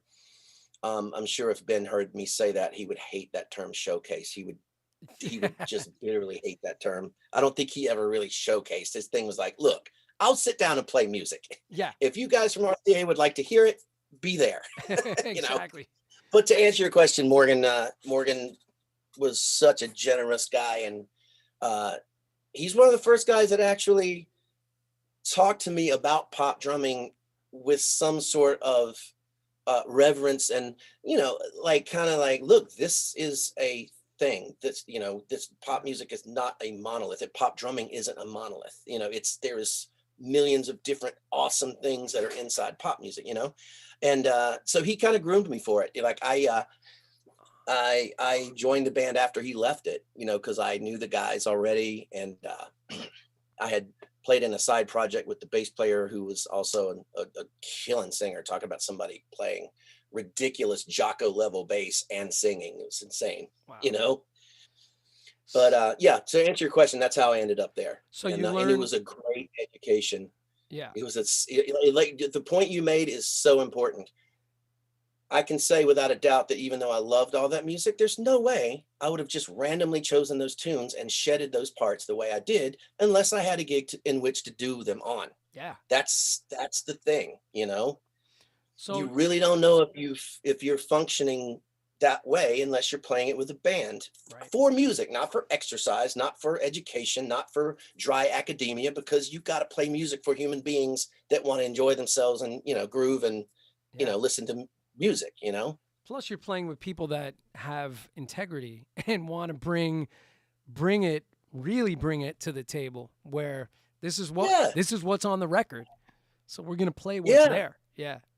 Or more so, I would say the deeper thing that I noticed that a lot of cats do is like, yes, do you want to shed the parts? But transcription is not the end game. The end game is to understand how that lives. Like, you know what I mean? Like you said Garibaldi, it's a perfect example. If you're playing that style of music, there's a style of drumming. And if you shed the Garibaldi stuff, you understand that, okay, this is a wheelhouse. This is an approach that sounds very different than your approach if you're playing, I mean, just like Charlie Watts, very different thing. Yeah. You know? And to that, you know, if you're going to play Charlie Watts and you want to sound like him and get that feel, you got to kind of channel your Charlie Watts, you know, like play the hi-hat the way he played the hi-hat, you know, hit the drums the way he hit the drums. It's a different thing. Within the degree that you can as a player, you know? Right. I mean, I really dig doing that, but at the same time, I think being the jack of all trades is a great thing, but I will say that there's kind of a price to be paid sometimes, in the sense that, like, I don't know that I necessarily have a reason to have my own style or whatever, but I know I probably do, even if I don't want to. Like Wynton Marsalis said, I saw him in a clinic once when he was at East Carolina. He's like, you are going to sound like you, whether you want to or not. Yeah. So don't worry about ripping off, you know, Philly Joe Jones, because you are still going to sound like you. Yeah. You're not going to sound like Philly Joe. You're not, you're going to sound like a guy playing Philly Joe, but you're not going to sound like, you're going to sound like you no matter what you do. So your job is to speak a lot of languages and get that in your body and get that in your head and build your own library of that. Right. So when, you know, what Jim's going to play, what Toscano's going to play, if somebody says Purdy style, or what I'm going to play, they're not going to be radically different, but they will be different. Yeah. But hopefully, if we've done our jobs in terms of trying to really fill ourselves, I almost said homework, and that's not the point. Yeah. Homework is not the point. It's just to have a vocabulary that you can speak when you're in a room full of people that speak blank language. Right. You know? Yeah. Or if you're in a room full of people who are multilingual, who have decided that we're going to speak blank language. Oh, what do you think? I think this song would be good if we kind of had more of a Dyke and the Blazers vibe, right? Right. Or whatever. It's like, if everybody can kind of lean into their version of speaking that language, you're already halfway there. And we all do. I mean, all the great players do. It's not like I'm special. We all do that. Yeah. I just think in the current climate, a lot of times that's lost a little bit. I think that's lost a little bit. Yeah. It's it's not as important to learn exactly what they play on that Snarky Puppy record as much as, well, okay, but what was the intent behind that? Why is he playing that? Right. You know, not are they and are you playing it correctly, but can you create that feeling without having to go home and shed it for 2 weeks? You know? And you know, are you going to bring this stuff to the table and your own voice is still going to come through? Because that's what's going to set you apart. The highest compliment is when someone says, man, I heard this thing. I could tell that's you playing. You know, I mean, hopefully that's a good compliment, that they can hear your style coming through it, you know, so. Sure. Yeah. Sure, absolutely. So how many tunes did you have to learn for the audition for Mr. Potato Head? Because were you learning the catalog already? You were probably learning it already, right? Knowing that I was such a friend already of the band, and like it wasn't even an issue, you know. Yeah. But yes, they did pick certain songs, I guess, and they were actually really smart about that. They were like, oh, well, we know he's kind of a jazzy drummer, so we know he can play this stuff. But what about when it's bare bones? Does he know how to just play nasty and, simple? Right. And to be honest, I thought I did at the time. I think I probably sounded better because, we're all younger drummers. We put so much emphasis on the fun technical stuff, or I shouldn't say technical, but the more fun, busy stuff. Yeah. And a lot less of really digging in and going, well, how do I feel when I'm literally only playing 1 and 3 on the kick, 2 and 4 on the snare? Do I really feel as good as I think I do? Right. Does my body am I fighting my body, my well-practiced too many hours in the practice room? Am I fighting myself to just play that, or am I comfortable playing that? Yeah. And vice versa. A lot of people, we spend more time on different things. So I think, but as far as the audition, it was they just picked a lot of different stuff that they wanted to make sure was cool, and they already knew I was a decent guy and, a little young, but, eager. Yeah. So yeah, that was a great education though, man. Yeah. What a great way to hone the skill. And then, so you're playing with Mr. Potato Head, and then what's the next move? So did you move to New York after, shortly after that? Or yeah. The guys in that band had another project that they had been working on way before I joined that band, and it was called DAG. And if some of you guys in this room probably know that band already, but it was a badass. That band was badass, man. It was great. The Kenny Soul, if anyone knows Kenny, he lives in New York now as well. Just killing nasty, great music. They got signed, and of course that band went away. And of course I'm sitting here going, well, I'm not staying here because that was the only band I wanted to play with in this entire tri-state area. So I moved to New York. Gotcha. Oh, actually, to give Morgan Davis serious props, Morgan was friends with a keyboard player that used to live in North Carolina that had moved up to New York, and he was playing in a club day band. And he said that there was an opening with this band, and I didn't even really know what that meant because in the Southeast, you don't have that the way that it lives in the New York tri-state area. Right. You didn't really have bands that literally were created to just play events and weddings, you know? Yeah. You didn't have that per se. So I didn't know what that was, but I flew to New York and auditioned for that band, and I got it because my intention was I wanted to move to New York anyway. And this is a way to pay the rent. So that's what I did. And I moved to New York to move to New York. But the way I was able to do it was because I had a gig that could pay the bills. So right. Doing events, doing weddings. So you buy a tuxedo, and move to New York. Or in the opposite. I was like, I didn't even think about that until I got the gig. It's like, okay, you're going to need a tuxedo. Yeah. Exactly. All right, here we go. Yeah, that's funny, that you said it that way, but it's true. It's like the tri-state area, club date bands as a whole, less now, but then was even bigger. And so entire agencies built for just that reason. Sure. So any non-New Yorkers that are hanging, that's a thing.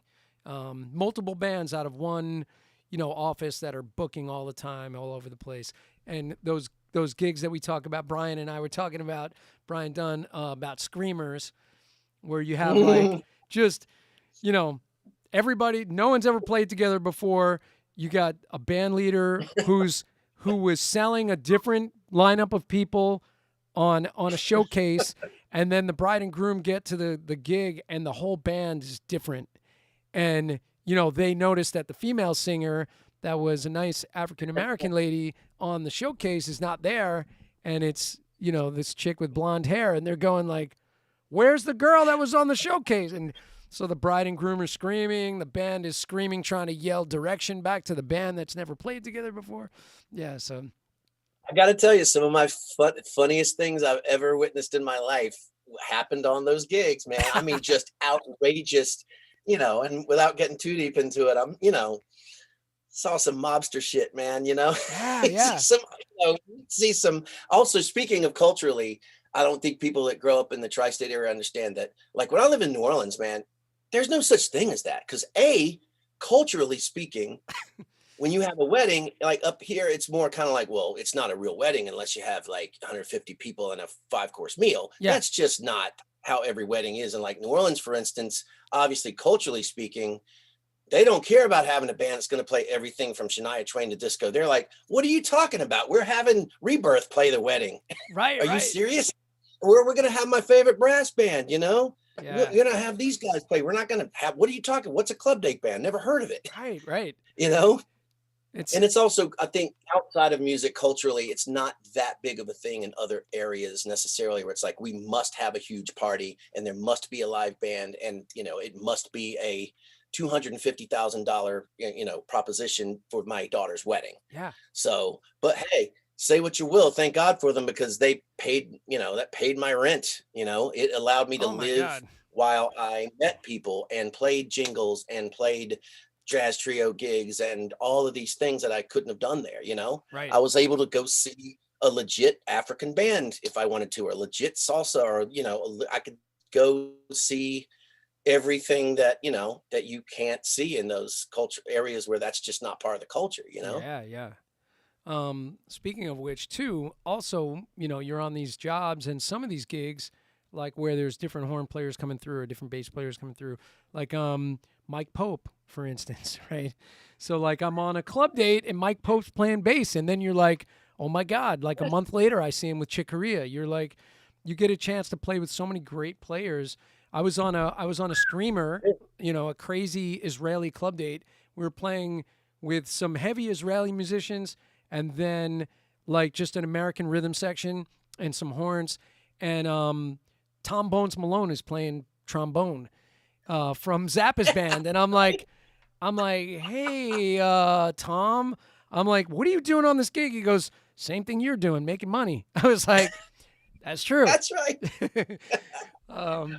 Speaking of those bands, I was actually in a club date band with Mike Pope for like more than maybe 2 years. Yeah. Something like that. And it's talk about it. That's a great example. Just playing with Mike, I'm not even Chick Corea level, just playing time right with Mike Pope is an education. And he's such a beautiful cat. He was so, he'd mention things and he'd pointers and things. And I got that for free because, he's saying, oh yeah, sometimes a hi-hat this, or I don't know, man, you just feel a little uptight. Maybe just relax, or just, stuff that you're not going to get that right in an official lesson with a drummer guy. Yeah. That is just gold that you cannot get unless you're in a room with training. A guy. On the job training, but I don't say that with any sort of like sense of superiority. I say it with gratitude and amazement that I was in a room with this freaking guy who was a monster, who not only did I get better just by having played with him, but he was a generous enough soul to be like, hey man, this is sometimes this, or like, you ever check this out? Yeah. Come on, that's crazy. But that's why, and again, you cats who grew up in New York, you don't know what this is like. That's why you come here. Yeah. I'm not saying you can't get, nuggets of gold from all over the place, like for instance, there's literally nobody in the city that's going to give me a better education in New Orleans music than I got when I'm in New Orleans, Exactly. But in terms of a concentration of what do you want to get? What do you want to, you want to hear great fill in the blank music? Well, that's here. Yeah. Yeah. And that's just not the case everywhere, Got it. So you're here, you're playing club dates. What's next? So what's the first, next level kind of gig after the club dates that happens? My friend Jeff Campbell, who is also from North Carolina, but I wasn't really tight with him until I moved here. He's a guitarist for Sting. He started helping me out, passing my name around to some people. I played a couple of projects with him.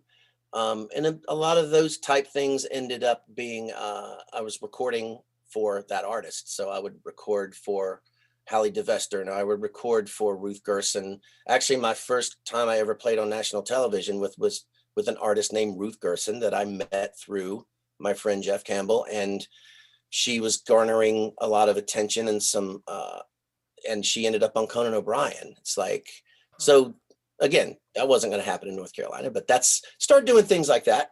Records, like you said, I'm doing Bitter End like what, a decade after you.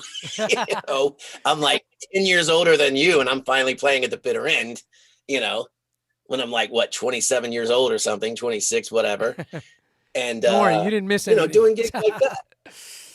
What's that? I said you didn't miss anything. Remember the way the Bitter End was like in the early days? Don't remind me. It was a nightmare. How many times do we tell the owners or the manager, like, dude, put a house kit in here so we don't have to drag our drums through the entire club to the back room to put them in that room where the cage was, so that you could drag them back through the crowd to put them on the stage. And then when your set was done, you had to drag them through the crowd to get them out the freaking front door. As you go through the same crowd that you fought through to get in. Yeah. And by the way, try not to grab some other guy's gear. Yeah, right. There'd be bags of hardware everywhere, cymbal bags everywhere, drums. It was madness. You know how I met Van Romain? Tell me. Like before whatever act I was playing with, and we both were Sabian, had a Sabian bags or something like that. Yeah. We both had bags. I go to take my drums out. My cymbals are gone. I pick up the bag, what I thought was I picked up the bag thinking they were my cymbals, and it was the heaviest cymbal bag I've ever picked up. He had like 70 cymbals in there. And I'm like, this is not what the hell is going on? And long story short, he ended up getting my number from somebody and go, oh, you got my cymbal bag. I got yours, whatever. Oh, wow. And well, I never thought of this. Sorry, guys who are listening to this all over the road. God bless him. I have to say this. Van Romain is the reason that I toured with Thalia, because Van was scheduled to play with Thalia. And for those of you that don't know, Van Romain has been the musical director for Enrique Iglesias for years and years and years, and a monster drummer. I'm sure you guys all know that. Killing. And Van's the reason that he was scheduled to do the Thalia tour, and he couldn't because of a Enrique conflict, and he sussed me out and kind of put my name in. And I ended up because of Van. So story over with that one. But I literally had not thought of that until we talked about the Bitter End. Oh my Van. God. Nice. Shout out to Van. Bad dude. Yeah, man, what a bad dude. Yeah, he's killing. So playing with Bitter End and literally talk about taking everything. My son just asked me today randomly for no reason, like, what's the craziest gig you ever played? And I had to say, Rikers Island. I played with a salsa band on Rikers Island, 4 inmates, for them inside, not outside. And like they're not letting the prisoners out. We go play salsa tunes for, the Rikers Island inmates. Wow. And so I say that just to say that I literally took every gig, anything. That's a crazy gig. Wow. I was in I'm not going to claim to have been the most killing drummer, but I was also in a salsa band here. Nice. with a timbalero named Frank Valdez. He's the one that actually was nice enough to get me his little project. And, so just basically literally playing everything, playing jingles, playing weddings, playing singer-songwriter.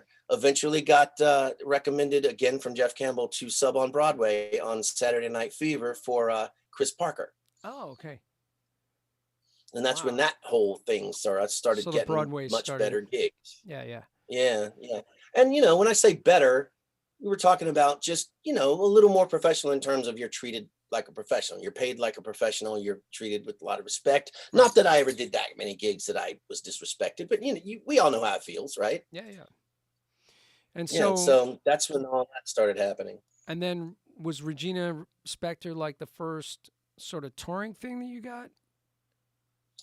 Let me see. The first minor touring was, again, it's funny that I had already mentioned Ruth Gerson. She had a small tour that she did every year for about a month in Europe, mainly Italy. So that was the little travel I would do with her for a while. And then the first real touring came, I had been playing with Gavin DeGraw way before he got signed. So you were And when like he in got his signed, first band, like the first inception of first it, sort of. first conception was me, Oz Noy, and Conrad Korsch on bass. Osnoy was the Talk first guitar player.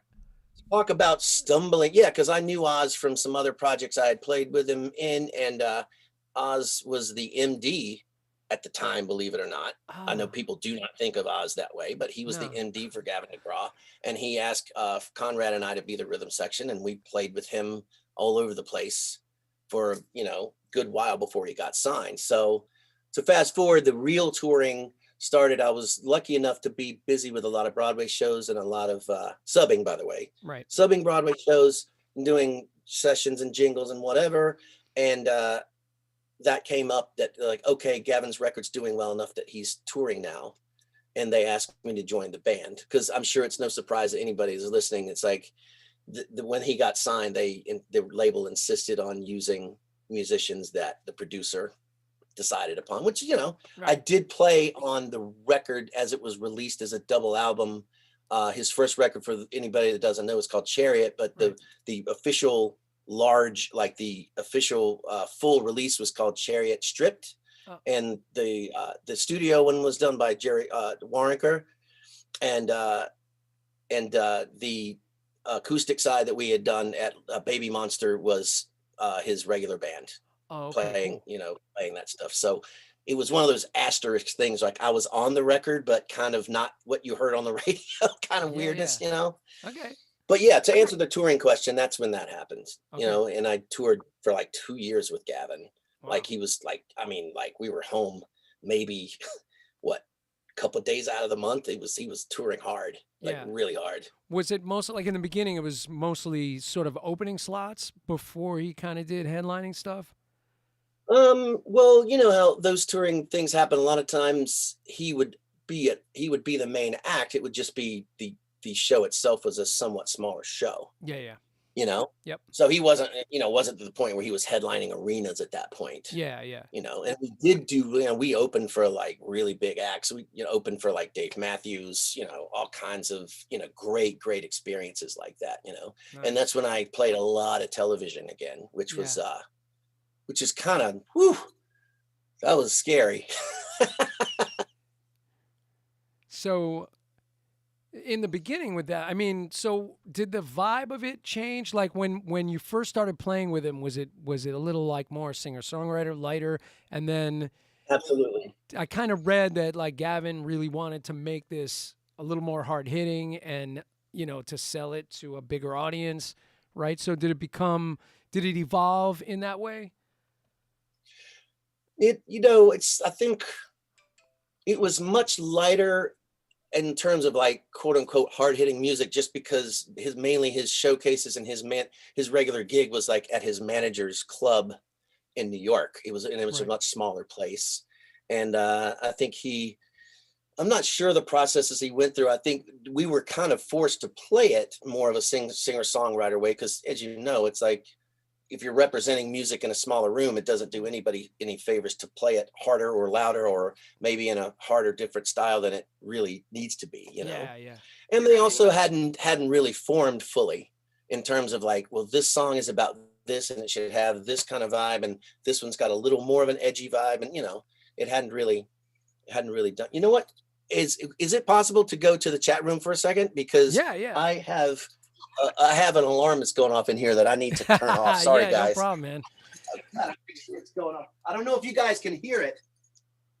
I can't hear it, but it's all good. So if there's anybody in the chat that's got any questions, definitely shoot them our way. We're digging into Rodney's story, as you know. Thanks for hanging, Jeffrey Lang. He said that pop music drumming is a discipline. That is true. So anybody has any new comments, I'll try to update the chat and get you guys going on that.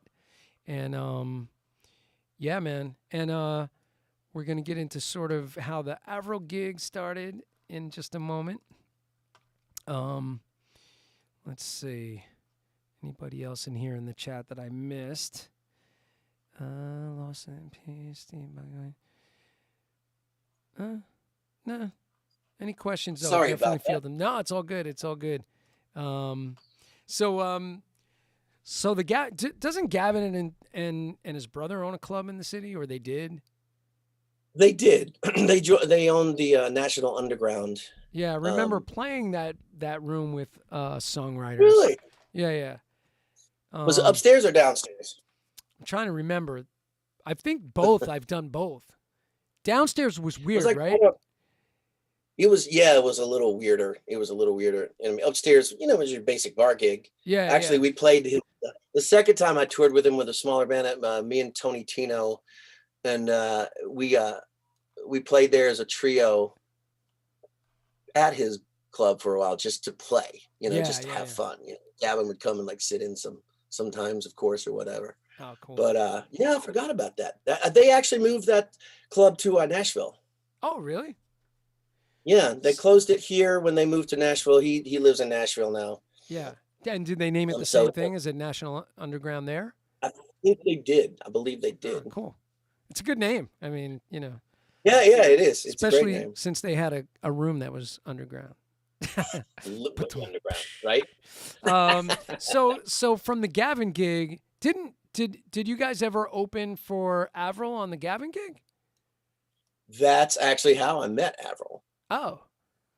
Uh-huh. Sure did. It's how I met Avril. I mentioned that he had opened for several bands, and obviously like much larger bands, and he opened for Maroon 5 a lot. But we ended up doing, I think, 2 weeks with Avril where we were the opening act. And that's how I met her. Wow. So I guess you could say I have to credit him with me meeting her, because it's not like I think I would have met her otherwise, Who was in her drum chair before you, by the way? Do you remember? Ooh, I am embarrassed to say, and I don't mean this to disparage the guy at all.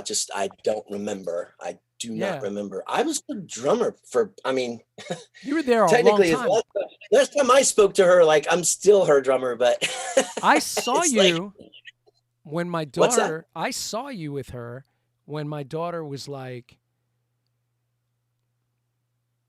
12 or something.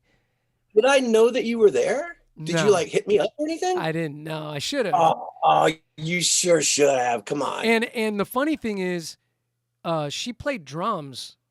Like she came out to the front of the stage. She had a pink drum set, and my daughter was playing. Pearl made that kit just for her. Yeah, and I was like, and my daughter was playing drums at the time. And when she came out and played drums, my daughter was like, "What?" She was so excited that she was playing, man. Just speaking of that, I'm only doing this because I just so happened to. We're still doing work in the basement here. Check this out. What? Oh, that's awesome. Pearl made her that completely kick-ass hot pink sparkle drum kits, which, by the way, if she still has, I know she still has it in the locker at Third Encore in LA, but that I would love to have that kit. It was just a killing. It was Pearl, just a Maple Masters, and it was just the coolest color, and it sounded amazing. That particular kit, those shells, not just I mean, those particular shells, something about him. I was like, man, I want her kit. But I'm so sorry. You said you saw her play, so your daughter must have been like stoked. Oh my God. And then Sabian made her cymbals, which is like nuts, right? That's so crazy, my God. China cymbal, for God's sake. That's awesome. Oh my God. Yeah, I'm so sorry I interrupted you, but yeah, I wish you had hit me up, because I would have been more than psyched to like see you guys and like backstage and all that. I can't remember what year it was, but it was I think it was like Giant Stadium or something. What was it? Let me see. What was it called? Meadowlands, right? So maybe the Meadowlands. Meadowlands? Yeah, that sounds right. We played. Was it Bon Jovi? Yeah. Oh no, I'm confusing. We opened for Gavin opened for Bon Jovi at the New Meadowlands, like the second night or something. It couldn't have been that good. You're talking about Avril, so yeah, Avril. Wow. Yeah, I don't know what year it was. I bet you my daughter would remember. Very grateful to have. I'm so grateful to have that problem, but I don't remember. I have memory loss, and it's not because of drug abuse or anything. It's like I'm convinced it's because of my sleep schedule just being ravaged for like over a decade or two. It's just That will messed. do it. It's just jacked. Yeah. So you meet Avril. So when you met Avril on the Gavin DeGraw opening slots, you Yes. just kind of met, whatever on the tour. Was she talking anything about, oh, I love the way you play, or anything like that come up, or is it? What I remember is, for whatever reason, she didn't seem super happy at the moment, and I don't Oh. remember why, and I never would, at that time know why. But Yeah. a lot of people don't realize she's an incredibly shy person, and not, it wasn't for any sort of like star climbing power or anything. I just tend to, she seemed nice enough, and she'd always said hello and been friendly, and she would come out and watch a sound check with Gavin sometimes, and I Yeah. would always say hello to her. And a couple of times I was like, "Hey, how you doing? You okay? You kind of upset today. Everything cool with you? How's everything in your world? Whatever." So we would chat, but it was nothing super deep at all. It was very just kind of pleasant and like, "Oh, Yeah. it's cool of you to come out and hear us sound check." And Wow. yeah, the star comes out in here. That's great, or whatever. And then let's say about a month after we left the tour, I got a call from her people and said, Avril would like you to audition Wow. for. No, actually, was it a month? Actually was a lot longer than that. I'm sorry, I digress. But what had happened was the Gavin tour ended. Right. And a very good friend of mine who was gracious enough to get me in on this thing, Lee Nadell, bass player, absolute killer bass player, had me connected me with Regina Spektor and her tour. And while I was on tour, and I only mention all this convoluted things to say how lucky I am. This is just luck. I was on tour with Regina. I get a call from Avril's people. Avril would like you to audition, but she's having 1 million people audition. It's like so many people. We know you're on tour with somebody at the moment, but the last day of auditions, when they whittle it down to whoever, is going to be day X. And it just so happened to be the day that I had off from Regina Spektor. Wow. So I had to figure out a way to shed these tunes on the road, which I'm sorry, that's a hard thing. Because you can't do that at the sound check for the artist you're playing with. You can't do that. So I found some weird, like unused ballroom at whatever place that hotel we were staying. And I happened to have some of my fake drum machine stuff with me, because the songs that she had us auditioning, as you guys know from like the 2000s, a lot of the formula back then, I shouldn't say a formula, but like a lot of the producing style would be that a song would start really heavy, but then you'd have like maybe a looped drum machine for the first verse. Mm-hmm. And then maybe lighter drum set would come in on the pre-chorus. And then of course you got the huge drum fill into the big chorus, right? So I learned a couple of ways to fake the drum machine stuff. Right. And also learned some of the background vocals, and I flew out on the given day. And again, this is all luck. I was so lucky that I had a day off to even go to the audition. Right. So, I mean, so lucky. So I fly out to LA, and long story short, I did my thing. She noticed that I sang. She noticed she had never seen, and again, I can't stress this enough. We all know that I didn't invent that, but she just so happened to live in that LA world where people just assumed that there'd be a drum track, a program track and a click. And everyone who auditioned, when it got to that part of the song, they just kind of click the hi-hat or whatever. And again, we all know that I didn't invent this, but I did that thing where actually, what was it? I think it was the early version. Talk about a Sabian plug. It was the early version of this. Yeah. Chopper on my second snare, which I always had back then. That was like my thing. And the shaker in the right hand, and the, whatever, trying to play the fake drum machine part, fake, at least represented. Obviously it didn't sound like the actual filter, but right. That's a New York thing. Let's face it. That's a New York thing. It's like, I don't know, but I don't have, 5 timbales and the cajon to do that. So I'm going to do it on the floor tom and this, and we figure it out, Yeah. And she'd never seen that. So I have to be completely honest. She's probably a little like, that helped me stand out. Yeah. Yeah, yeah. She's probably a little like, oh, I've never seen anybody do that before. Wow, that was really cool. Everybody else just tapped the hi-hat along or whatever. And the fact that I sang. So long story short, I ended up getting the gig, and it was amazing. It was. Did you find out that day that you got the gig, or you found out later? Oh, no. Yeah, yeah. So how I much ran later? back. Like that afternoon, I ran out of there, packed my shit up, got back on the plane, went back to Minneapolis in the snow, Right, right.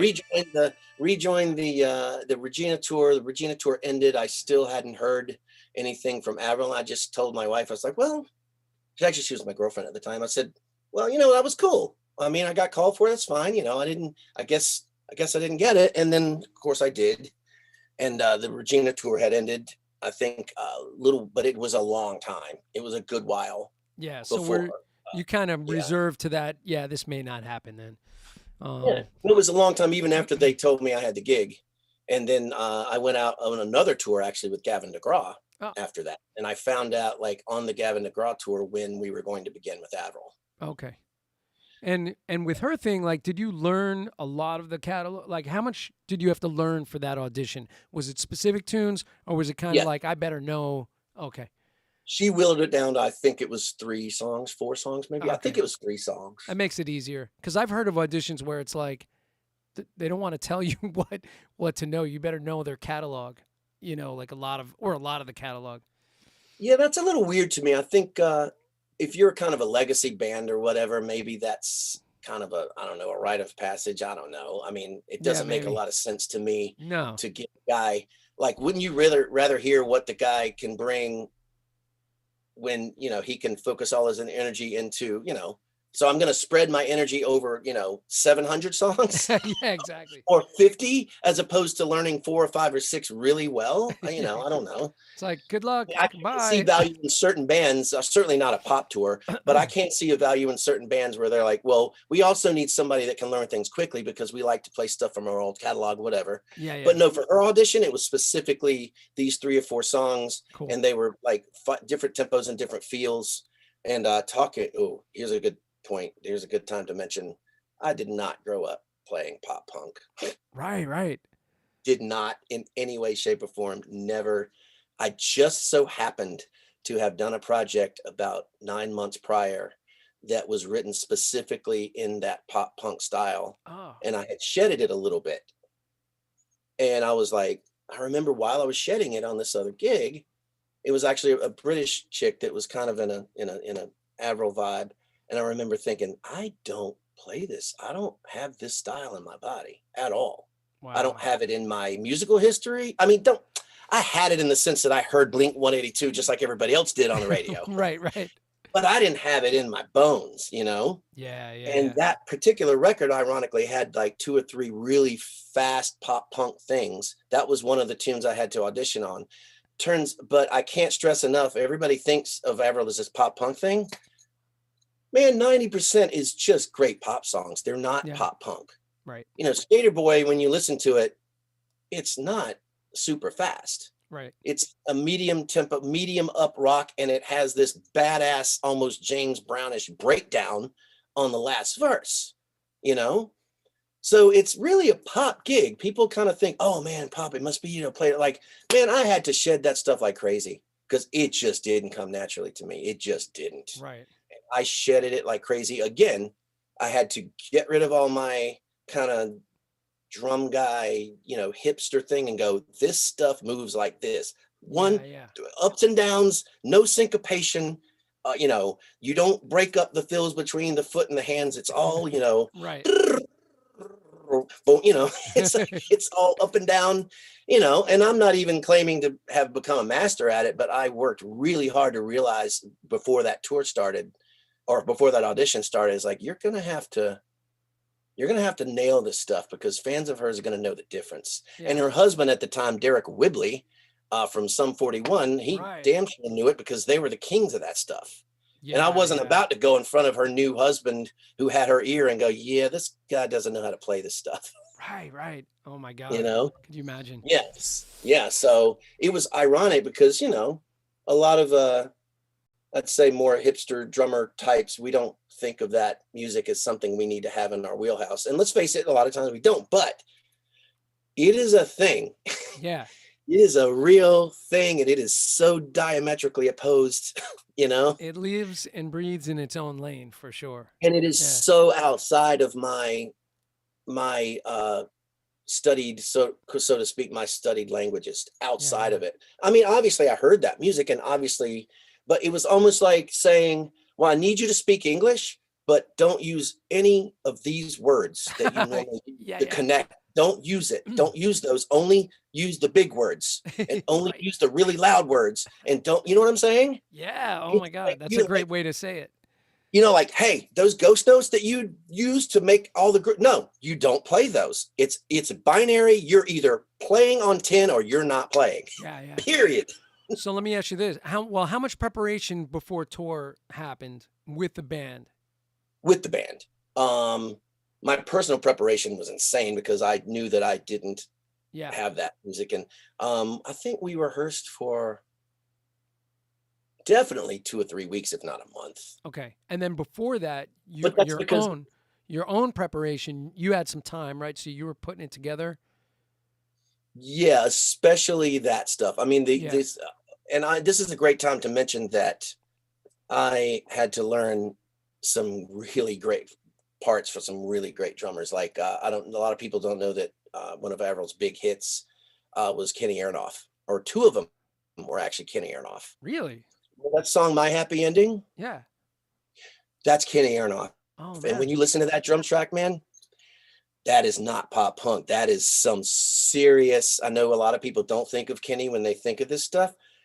Check out that, man. There's some beautiful interplay between the ghosted notes and the open hats, and just, it is everything I said about pop drumming Yeah. before is that thing. It's like, man, this is how a great rock drum track, people think of it as a certain thing, and this is the opposite of that. It had so much light and shade and so Wow. much emotion, and like, it literally sounded like they built, Butch Walker produced that record. It sounded like they built the song around Kenny's track, Wow. Oh my because God. the way that he lifted and played in between the verses and the choruses and the fills, and it was a living, breathing, beautiful thing. And actually, he was a beautiful cat. I actually hit him up one time and said, I'm doing drum clinics. Do you happen to have any of these tracks that you played on minus drums? Because I'd love to talk about having to play behind you. Yeah. Yeah. And of course he said, what are you talking about? Sony's not going to give me tracks. It's like, I'm kidding Aronoff, but like, they don't give those to anybody, you know? Wow. But that was a huge education, man. And, there's some great drummers on that album where I had joined her. Actually, Travis Barker is on that record playing all the pop punk stuff. Oh really? Yeah, yeah, man. And it was, it was nuts. Didn't she just Abel sign with his Boreal label? Jr. People don't know that Abel Boreal Jr. played like some of the baddest stuff on that record. Just amazing Really? stuff. Wow. And really shaded, light and shaded, like really, not just straight up and down binary stuff, So it was a challenge to learn the new stuff. The old stuff I already had in my ear, and Yeah. it was a little easier because a lot of that stuff just laid a lot better on my pre-existing wheelhouse, Yeah. But Wow, that man. was, talk about an education, and also it's fair to say hitting really hard. Yeah. Yeah. Not just for show, but like, that's just the nature of that sound of those drums. It's just as much to me as in part of that style as when you play brushes and there's a certain sound that you're trying to get out of drum, or when you're playing anything. It's like, what does a good side stick sound like? Well, Yeah. are we playing reggae, or are we playing, it's very into that style. Hitting hard was a thing. Yeah. Yeah. And I was a fairly hard hitter, but not arena level, like, okay. Yeah. Yeah. It's hitting pretty hard on the bigger Gavin DeGraw gigs, but there's a big difference between hitting crazy hard on a medium tempo Gavin song, and hitting crazy hard on a song that's like somewhere like 170. Yeah. Yeah. BPM, like pop punk or whatever, 180 or whatever. So did your level of endurance, like when you got it, did you start learning that in the rehearsals? Like, oh man, like, No, I knew that. Is that me? that's somebody subscribed, Katie Farouk. Thank you for Congratulations. subscribing, Katie. So I have this funny little dog that pops out when I get a subscriber. So anyway, thank you, Katie. So did your level of what you had to bring endurance wise, was that like kind of, It's nothing I could have learned in rehearsal time. I yeah, literally, when they sent me the watermarked copy, advanced copy of the record, and I heard that stuff, I yeah, was like, uh-oh. yeah, Because I went from thinking, man, I'm going to kill this gig, to going, I'm going to kill this gig except for yeah. these things. Oh And this is man. going to be a different thing. And, but I took it seriously. I didn't, Yeah. thumb my nose at it and go, that's, that's not my style. I don't like this. Like, you're going to be expected to bring this. And it's not the kind of, it's outside of my wheelhouse. And I need to get it in there as much as I can, as soon as I can, as deeply as I can. And I Right. would wake up at, I don't know, I'd wake up at like 6:30 or 7 a.m., go to the space that I had and shed that stuff for like 3-4 hours a day. Just that part of it, just teaching myself to, really lay in and try to play good time and, and have some semblance of a groove but drive it. And also not lay back like I tend to do on certain things, Right. really Right. go, no, it doesn't live there. It lives edgy. This is skater guy, Yeah. Yeah. real edgy feel or whatever, which doesn't lay as naturally to me, Yeah. Yeah. but I took that as seriously as I took any other thing that, wasn't in my wheelhouse, and tried to get inside of it and, and do that. I have to read what Katie just said. Katie, the new subscriber. Katie, yeah. How do you pronounce this? Fougere? So Katie says, "Hey Butterball," and then she said, "I see my favorite drum kit, April 2nd. You can put your blue shirt back on." Do you know Katie, I take it Katie's listening. I have to say hello to Katie. Yeah. Yes, Katie, what's up? That's right. That's her favorite drum kit. I forgot. Is it? There you go. Katie sent me an autism awareness T-shirt. I believe it was last year, and it was a little big, and I ended up just kind of mounting it behind the drums, for that day.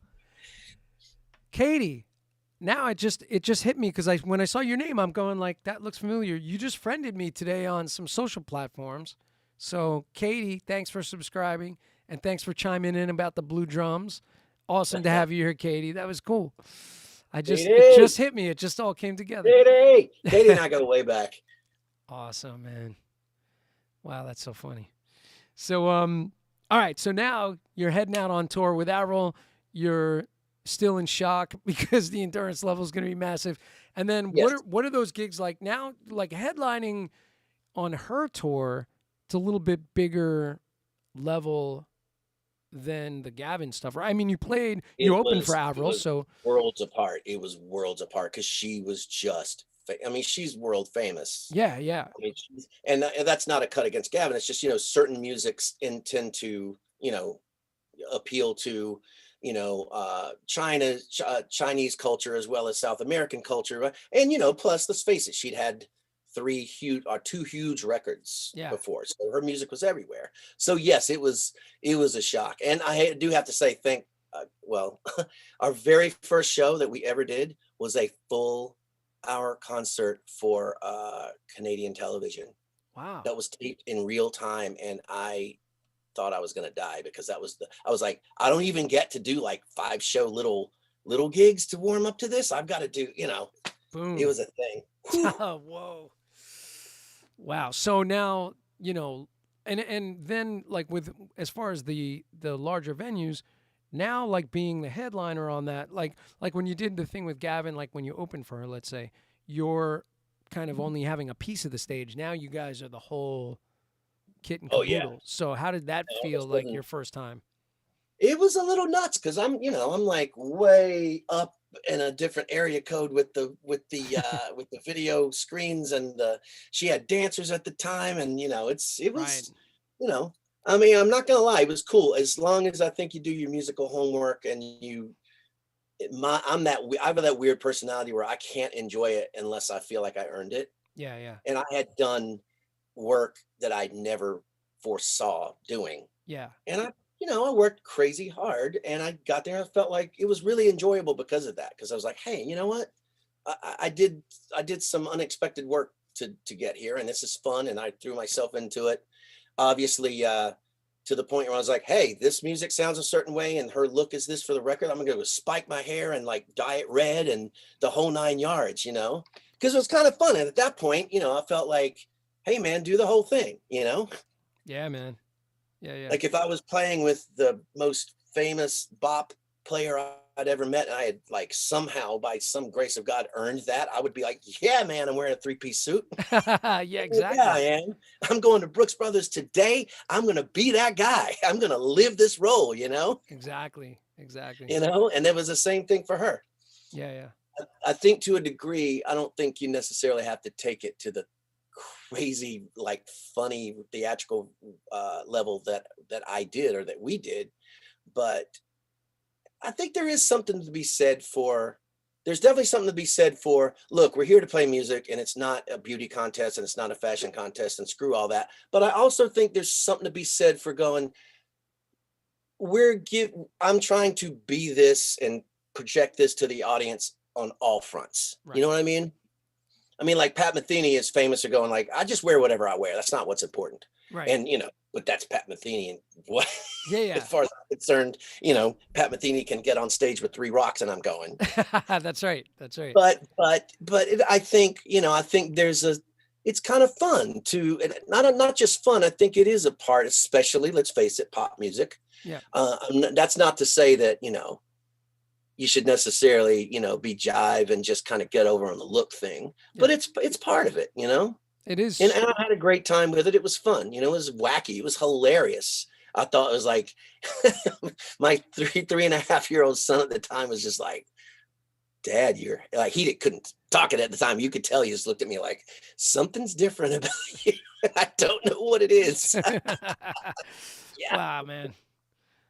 Yeah. So that's cool. And so when you were off from the Avril thing, so now what are you doing working in between all of that? So are you again, I know the whole #blessed thing is like played out, but I cannot, like, anybody that knows me would know that, like, did I work hard? Yes.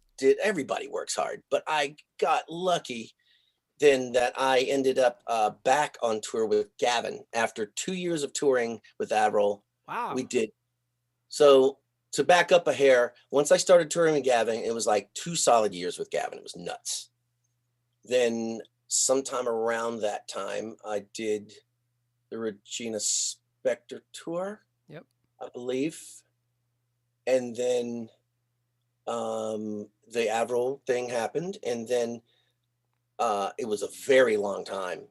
Gavin's next record took forever. And in that time, I had accepted the Avril gig and done a whole 2 years with her.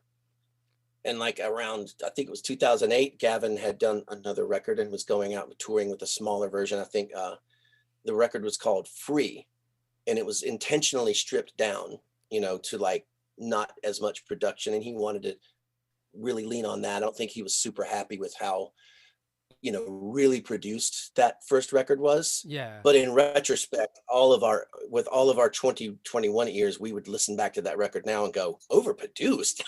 Yeah. Like there's real drums and 3 guitar parts and like, this is practically, like old school, stripped down rock and roll, Yeah. But so I was lucky to answer your question. By the way, you're being really kind. You feel free to pull me back on the road at any point. No, man.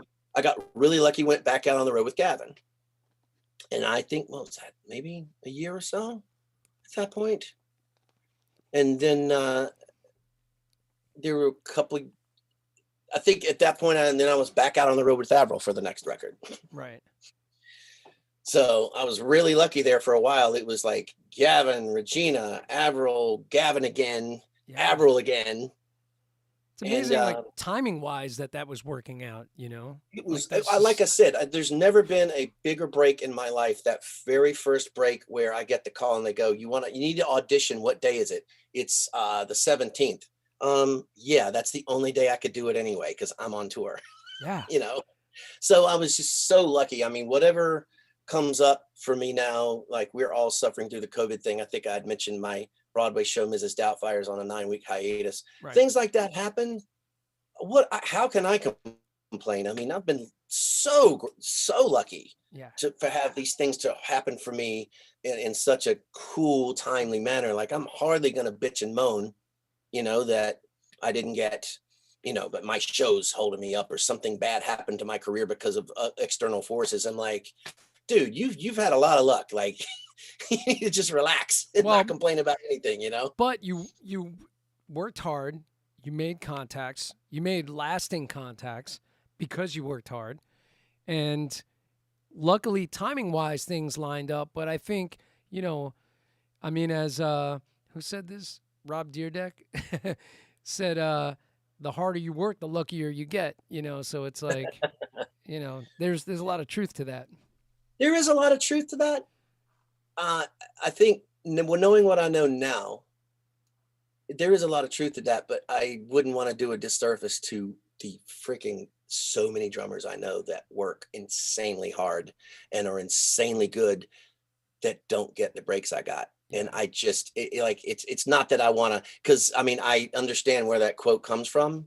And it is true. It's like, well, it's not luck, it's preparedness. But I also have to say, but that does a disservice to the guys I know who are always prepared and are just amazing, not only amazing drummers, but amazing people. And then like, they didn't get one of the breaks that I got 4 of, right. or 5 of. They have yet to get that one break that they richly deserve, Right. Got it.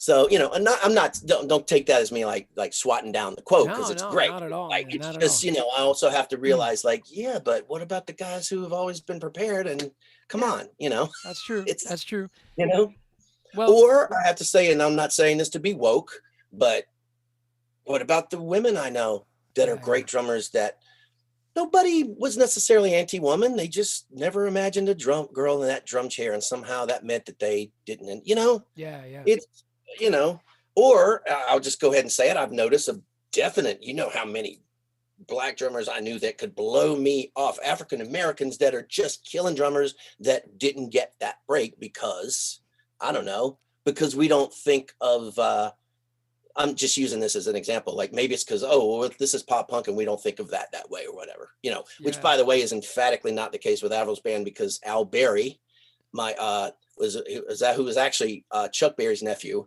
was the bass player for that band for years and years and years. Like, so definitely wasn't we don't see an African American in this band. I'm just trying to recognize that there's a lot of things that go into that, I guess what I'm saying is props to all you people who are just grinding away and just haven't gotten that break that you deserve. There's so many factors that can happen, Yeah. And I will tell you that, there you go. Yeah. I will tell you that I don't include you. Look at you, man. You got it going on. I don't include you at all. Your work seems to be paying off. My interview with Ralph Roll, he tells a great story about sort of, I'm not going to go into it, but it's archived on my YouTube channel. But there's he goes into a thing about race where a certain audition was being where he was asked not to audition because of the color of his skin. And I was like, man, that is just, yeah. Brian Dunn knows that story too, because he auditioned for the same gig. It's a pretty interesting story. He was literally asked like, hey, everybody knows you're great, but you shouldn't do this because whoever is in power or whoever makes the decisions is probably not going to. Yeah, but the funny thing is that was the powers that be above, and the MD. Actually, it's funny because he wound up getting the gig, but the way it started out in the very beginning was, we're looking for somebody. They kind of directly said, we're looking for somebody with lighter skin. It's really messed up, man. God. Yeah. I mean, it's on my channel, so if anybody wants to check out that interview, it's deep. But Ralph told that story in detail. By the way, Ralph is a sweetheart of a guy. I don't know if you know him, but I actually do know him. Back in the day when I was in a band that was signed to Interscope, and we did some kind of like label I skipped that whole thing. I forgot. To be honest, I forgot all about it. There was when I was doing singer-songwriter and all that stuff around that era. Right. I was lucky enough. My ex-wife, who you know very well, Yes. who you were in a band with, and we both were, and that's a whole other thing. We go back. She introduced me to someone who had a band in Jersey, and they were up and coming, and they got signed. Blah blah blah. Anyway, we ended up playing and with a bunch showcase with a bunch of artists on that label, and Ralph was a drummer. I didn't know who he was because I was still, I don't know, had only been in New York a couple of years, and I was like, who the hell was that? Yeah. Because oh my God, that dude is killing. And I never got a chance to meet him until like years later. Oh, that's so funny, man.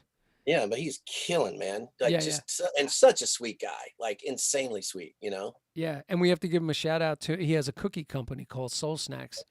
Absolutely, absolutely. Which, by the way, when I had James Gadsden on the show, I reached out to a few guys, and I had guys put videos together about what James Gadsden's drumming meant to them, and I sent the videos to. Oh, nice. Yeah, I sent James all the little videos. I played them on the show when I had James on. And then after the show aired, I bought all these cookies from Soul Snacks and sent them to James Gadsden in L.A. For Christmas. Oh, that's amazing. That's amazing, So man. I felt like I brought Ralph Roll's thing, and because I wanted to do something for Ralph, and I sent a whole bunch of his stuff out to James, so it was pretty cool. Plus, how psyched must Ralph have been to know that you got those in his hands? That's amazing. Yeah, it was great. And Ralph's tribute was so moving, man. What he said about James, I was like, oh my God. It's like a 4-minute video where he got emotional. James got emotional. It was crazy. So it's funny. Gadsden's one of those guys back in the day where like you're learning a Barry White song, like say for instance, and you're like, yeah, I didn't know, because there's a lot of times you didn't have whatever, you didn't necessarily have the CD or the record, and you don't realize like, yeah, man, you're learning Gadsden stuff, you know? Right. Yeah, man. So yeah, man. And that stuff's deep. Some of the baddest grooves, you know? Yeah. Please. Oh my God. Nuts. Just nuts. So all those different gigs, and then the Broadway thing, still comes back around once in a while in between all of this subbing and stuff. Right before I started touring with Gavin, I was lucky enough to have gotten fairly busy as a sub drummer on Broadway. I think at that time I was doing Lion King and Hairspray, and I want to say Little Shop of Horrors. Okay. But Hairspray and Lion King was keeping me busy. Like those guys were taking off a lot. Was Tommy playing it at that point or no? He was. That's a whole other. I could do an hour on how crazy it was to watch Tommy play that show and then play that show with Tommy sitting right next to you, because the rule back then was first time subs, Tommy has to sit there in case you crash and burn and you jump in. Right. So like as nervous as you can possibly be on any gig, imagine the guy that actually has the gig being next to you. Yeah. It's like, what if I was doing the Avril gig? It's like Kenny's sitting there going, I'm just making sure, I'm just here in case you crash it, Just check it.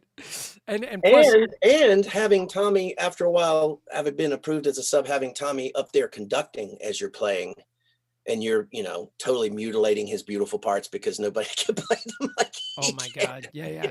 Plus he I wrote those parts, right? But, I can't do them justice the way that, Tommy can, Yeah, and he wrote all those drum parts because he wrote all in those it drum from the parts, beginning. Yeah. Man, the percussionist from that show, man, what a beautiful cat. Oh my God. Well, there's so many, which the so there was a PASIC at PASIC there was a Broadway drummers sort of clinic, and I'm trying to remember, like, didn't Sean McDaniel do something there, or is that a couple of years ago? He did. Wait, I'm trying to think. Who's the percussionist? He's a Hispanic guy from the Bronx, I think. Well, God, there's so many there. Man, I wish I remembered his name. But sweetheart of a guy, great player. Yeah. And they did a documentary on him. There's like I didn't know that. There's a little documentary like on Broadway drummers that was put together for this event, and then the guys that were in it were there live, like talking. So Andreas is in it. Andres is in it. Larry's in it. And Joe B was in it. It was a very cool thing, man. I'm blanking on it now. Talk about COVID memories. You know, I'm trying to look that up right now just to make sure that I don't disrespect like all the percussion, guys that were, Larry knew exactly who I was talking about. So Larry, if you happen to still be around, let me know who the percussionist was that was in that that film and presentation that you guys did at PASIC in 20 whatever it was. I don't know, it was a while ago. But so you're getting these sub gigs, which is great. So you're getting to sub a bunch on Broadway. So when do you get your first, like, what was your first show that was just you? That was your show? I kind of inherited my very first Broadway show was the very first one I did, which was Saturday Night Fever. But that was like, I don't know, a month and a half. I was the guy because Chris Parker he was on tour or something and just never came back. Oh, wow. And the contractor was like, what are you doing until closing? Because Chris isn't coming back. And so that's not technically, I guess it was mine. And then I was on off-Broadway show I inherited from Ray Marchica. Oh, Ray. Yeah, he's a good guy, man. Oh, he's a great drummer. Good guy. What was the name of that show? Not Starlight Express. Not that early, right? No, this was an off-Broadway show. Oh, off-Broadway. Right. Oh, Trip of Love, which was weird. And the biggest asterisk of all asterisks, there was a John Miller called me for a show called Home for the Holidays. And it literally was a limited run. We did like a month and a half or maybe something like that. It's a really short run. Not that I'm not grateful for all of them. I was, but that was always like a series of kind of like, well, yes, but like it's your show, but it's off Broadway, it's your show and it's on Broadway, but it's a limited run and but, and I finally ended up getting the drum chair for Diana and actually being the drummer that developed that show and, went out to La Jolla and did the out of town run and all the stuff. Oh, wow.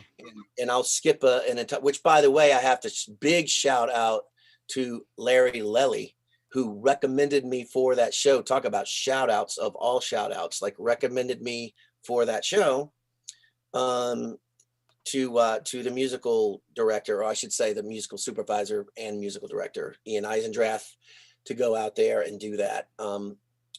Not specifically for that show, but just like, hey, this is Rodney. You don't know him. He plays a lot of pop music. And, I know you're doing some things in that. I think his wording was like, you're doing some shows that are in that vein, et cetera, et cetera. And he introduced me. So not enough props in the world to Larry for that recommendation. Yeah. And I ended up not doing that show and doing what is my current show, hopefully, if we come back on March 15th as planned, which is Mrs. Doubtfire. All right. So I guess my first official, no qualifications at all would be Mrs. Doubtfire on Broadway. Cool. And so from the rehearsal phase, writing the drum parts, working from a piano score in the beginning and then developing it. Yeah, great. Sure. That's killer, man.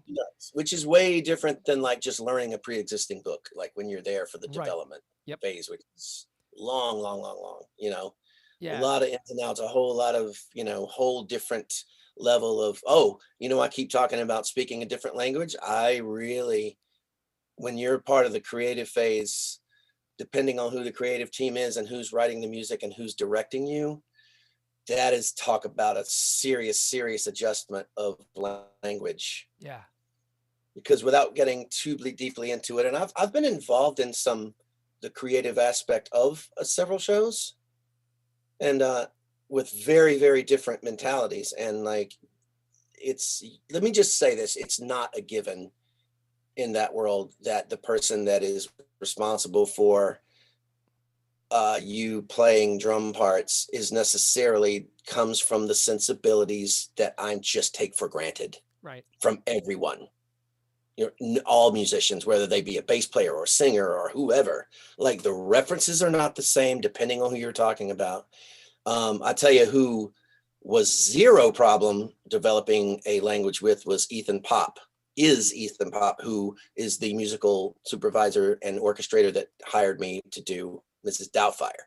Now it's kind of funny because sometimes in the Broadway situation, I'll kind of quietly, be a little like, my attitude's like, oh man, this guy doesn't really, I just played this thing. And even though it might not be what he or she wanted, it was a valid idea. And they don't even realize it's a valid idea because they don't know anything about where that came from. Nothing. Yeah. If it's not from a Broadway show, they don't know it. Yeah. Yeah. They literally, and that's, by the way, I don't mean that as a criticism. The same way that I don't judge someone who just lives in the blues, who just lives in gospel music, who only deals with, funk, R&B, jazz. I don't judge that. It's a legit thing. It's my job, just like it's always been, to go, oh, wow.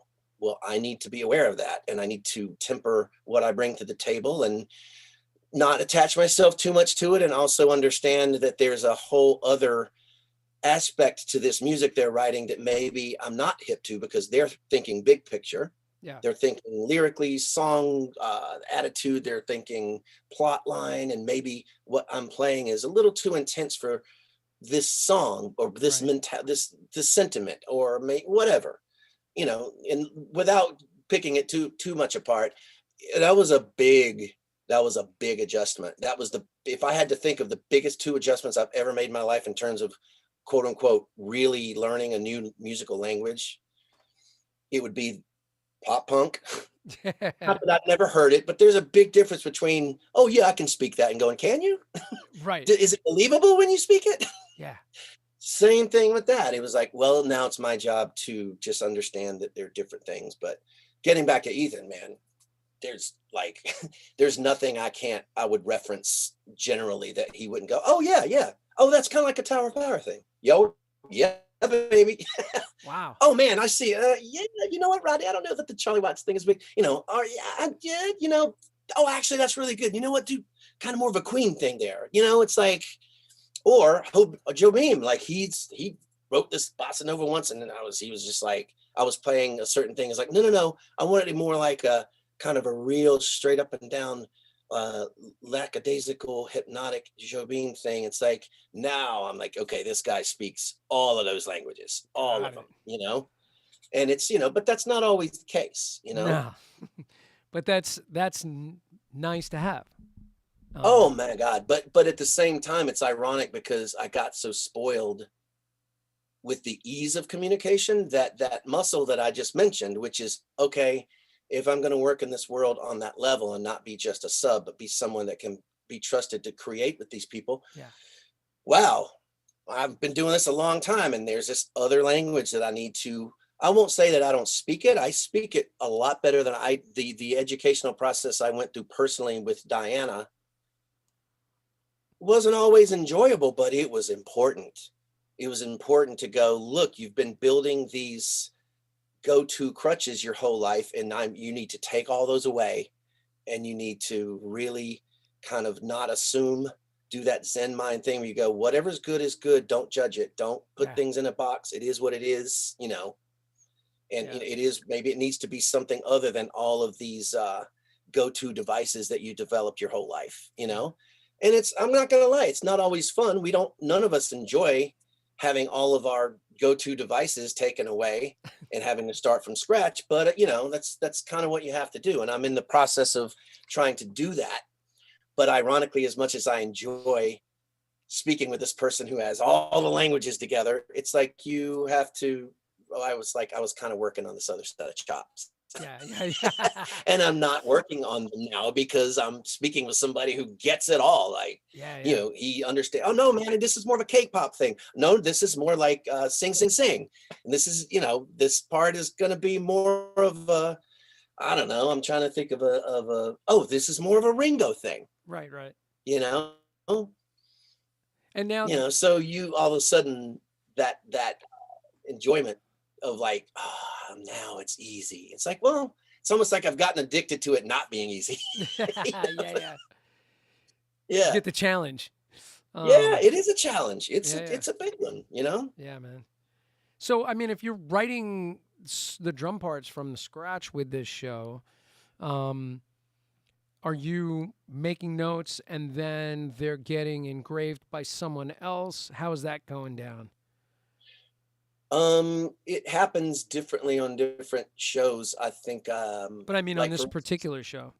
on this particular show, what happened was a song would be written in a certain style, and it would be a quick demo put together with drum loops or whatever. And generally speaking, Wayne Kirkpatrick, who's a brilliant songwriter and a unbelievably a warm, amazing human being, is one of the main writers of the music, along with his brother Kerry Kirkpatrick. And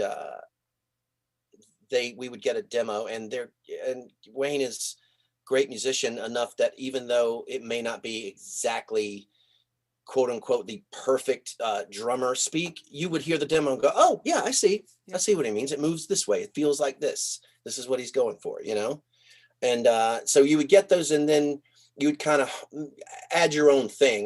There weren't that many things on this show that I had to create out of whole cloth, because the way they were written, like, you'd have to be a really inexperienced drummer not to hear those songs and go, oh, well, this is clearly going to be a Ringo thing, or this is, oh, this is a shuffle, or this needs to be, I think the main things that I literally came up with that were just my own were, once we got to Seattle and we were doing the out of town, and they needed dance breaks and they needed it fast. And they're like, there's nobody that other in that team that had time to write anything. I had to write it. Right. So it's like, okay, this part of the drum break needs to be this. And I go, okay, well, let's just do the first part on snare drum. Okay, the next part will be toms. And then you start leaning into, the vocabulary of Benny Goodman or whatever. The main thing I am very proud of, and it's so in the weeds, is there's a song that's wacky, and it's like kind of a jazz thing, but it's like this weird, almost Weather Report, where like the kick drum is on 1 and 3 always. And it's this weird amalgamation of like jazz. It's kind of like swing in the left hand, but it's 1 and 3 on the kick drum. But the left hand, I kind of incorporated more of a New Orleans thing to kind of have a New Orleans-ish, for lack of a better term, clave, not literal clave, but like that's the pattern for the song. And it had to develop that way. And it really just developed organically as we went. And it's the only tune in that entire show where you go, yeah, that groove, the basic groove for that song, that's nowhere else. Right. You're not going to find any record where that groove is the groove. That's like, cool. I always say that about Lion King. There's grooves on Lion King. You're like, yeah, you're not going to play that groove on anything else ever. Like, that's that groove for that song in that show. And there might be maybe this, that, this kind of pseudo, but those grooves are super specific to that show. Yeah. And that's like the one thing on this show where I was kind of proud of.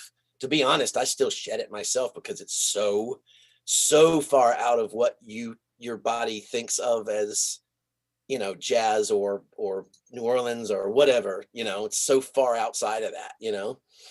That leads to what I was going to ask, is that you guys are on this break. Are you going to do some preparation before you go back in? Like, you're shedding, you shed that groove to keep it fresh, right? So it's there.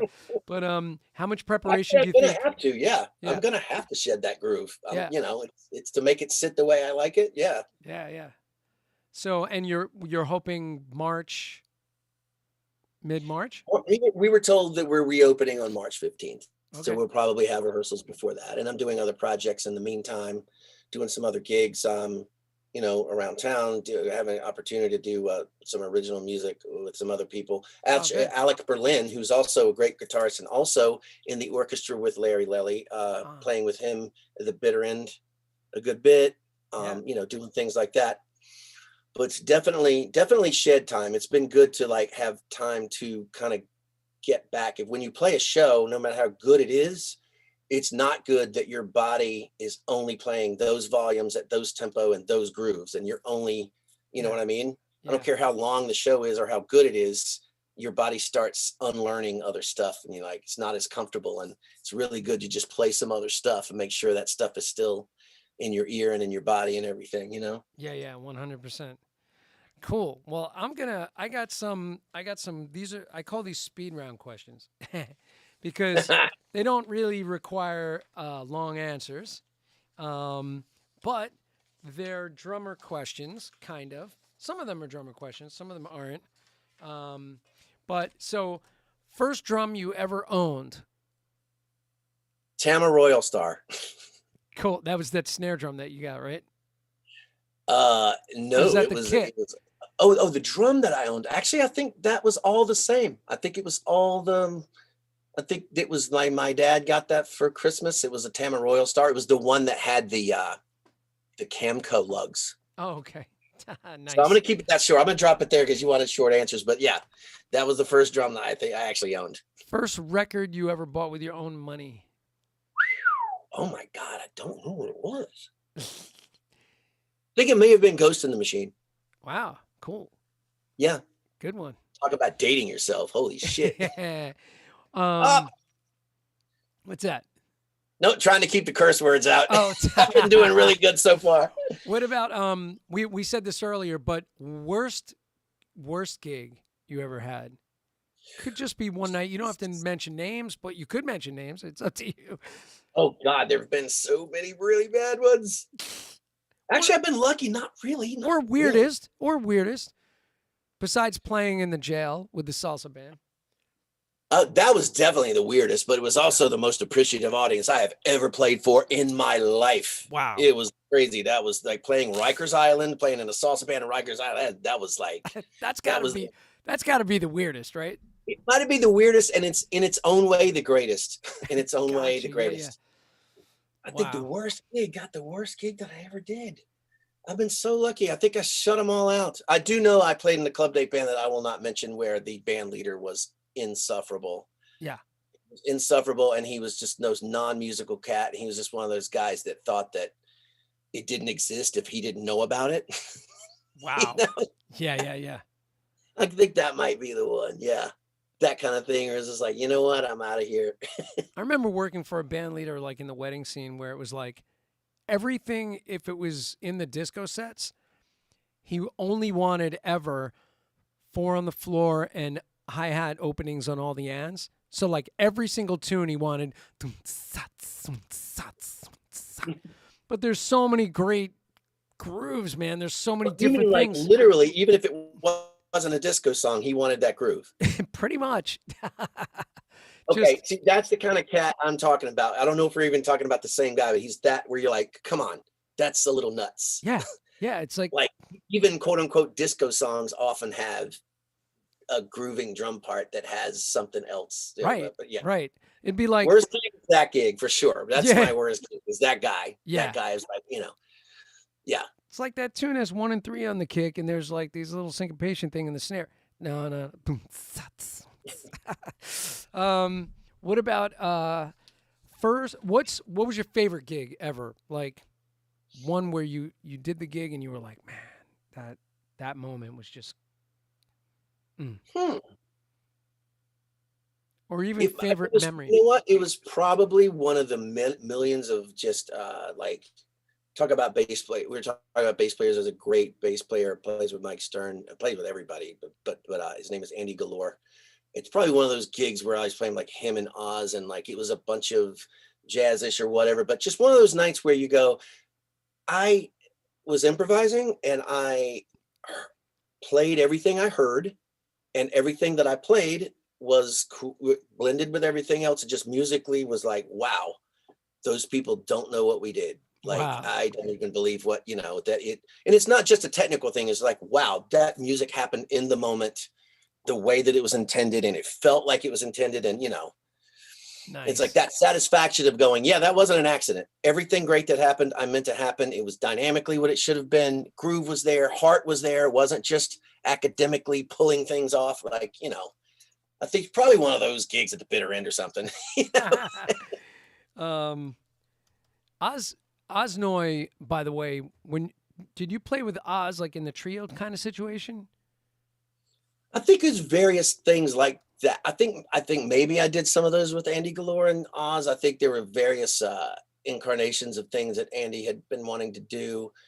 Jammed around with Oz on some stuff.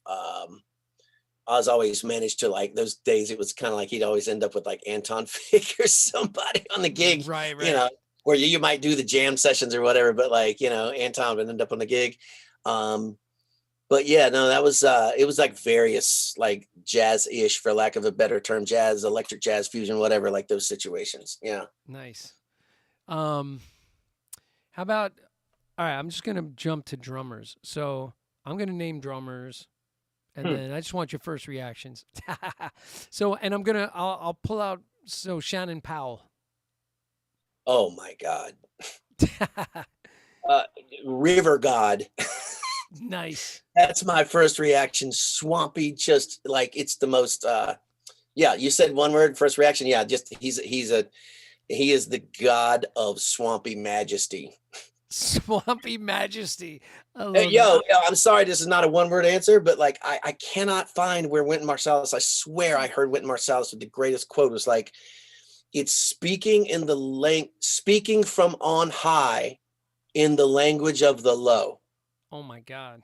That is the shit, man, where you're like, this is the most dirty, grooving, heartfelt stuff. And yet it's what it's coming from is so divine and so majestic. And yet it's got all of this just grimy, dirty, beautiful heart, you know?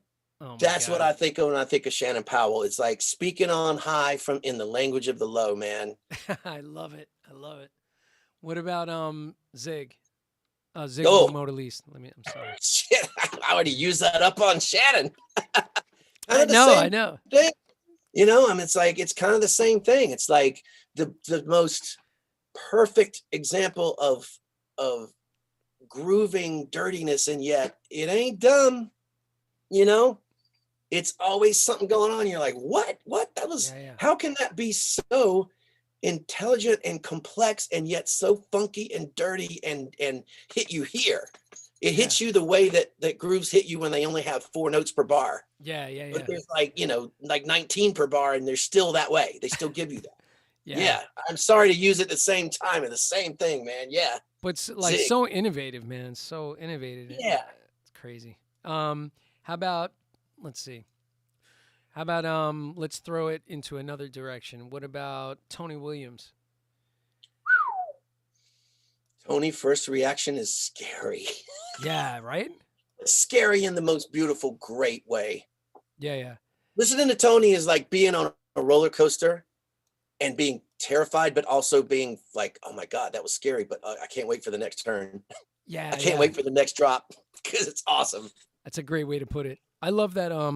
I've mentioned this a million times on the show, but there's a live in New York, 1989, with his quintet. This is killing. Yeah. So killing, man. It's the video's on YouTube somewhere, but I bought the video like when I was a kid, and I have that. Let's see. How about prompts me to do one thing really quickly. Yeah. Do it. One of my most prized possessions, and I know that I'm like, this is not a Sabian, but can you see that? Dude, where did you get that from? Tony signed it for me when I saw him in Chapel Hill, North Carolina. Oh my God. God. I was in college and saw Tony Williams play with Wallace Roney and that whole era, that quintet. Yeah. Yeah, man. Wasn't long, wasn't maybe a year or two before he died, I think. Oh my God. Yeah. It was close. But yeah, man, that's my Tony symbol. And believe it or not, I still take that out and play it. Do you? Yeah, I do. Oh, nice. Unbelievable. Oh, man. All right. What about Vinny? Which he just had a birthday recently. Yeah. Another scary, right?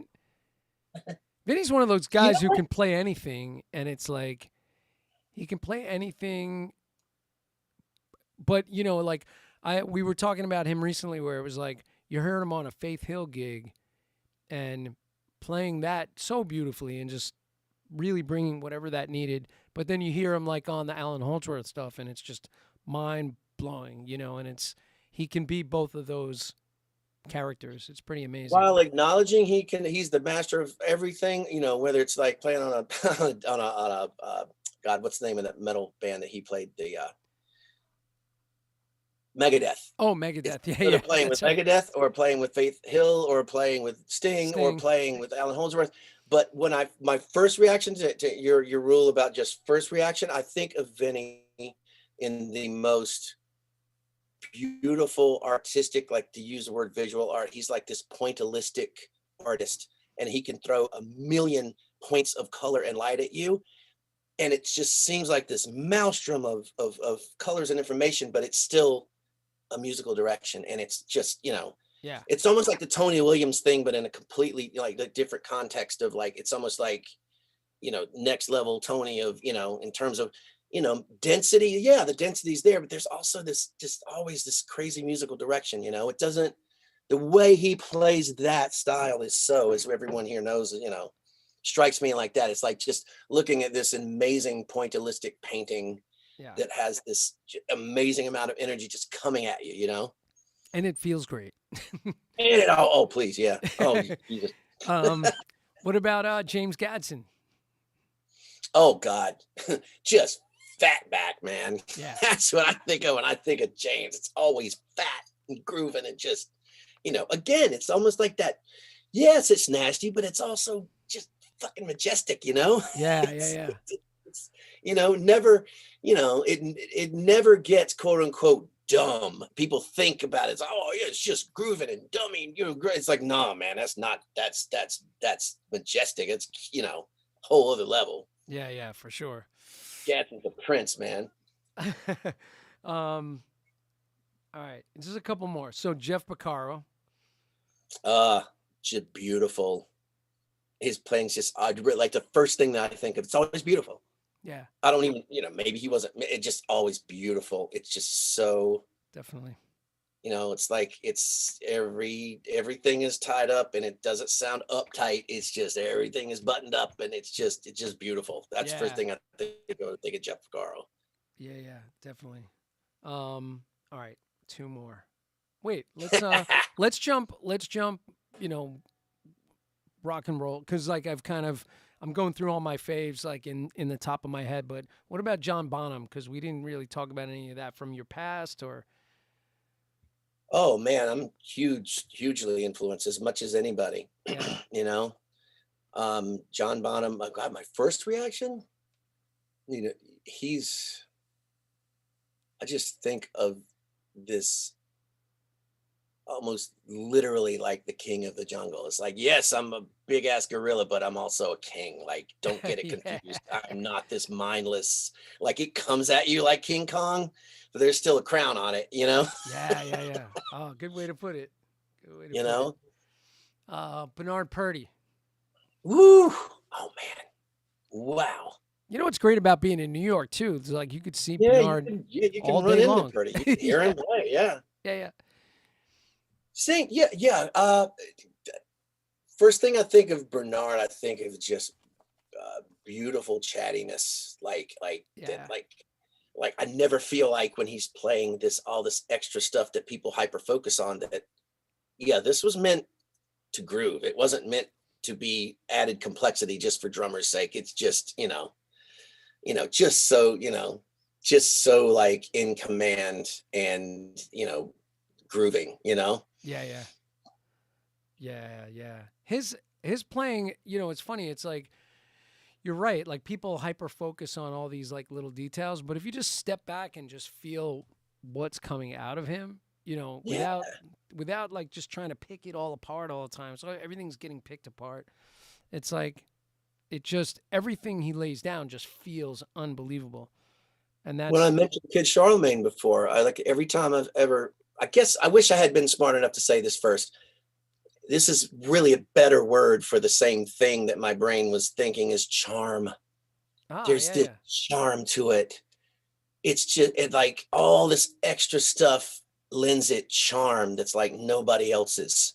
Yeah. And speaking of Bernard, as we all know, like Porcaro was coming from Purdy, Bonham was coming from Purdy. I don't know, a lot of people know this. Bonham was also coming from Zig. Yeah. It's like, I think that's a thing that gets overlooked a lot when people talk about Bonham, but not to take it away from Purdy, man. Just that charm. You know what, Aretha Franklin, Till You Come Back to Me? Yeah. The charm of that track, like if that drum part was a dude, that dude would be covered in beautiful women.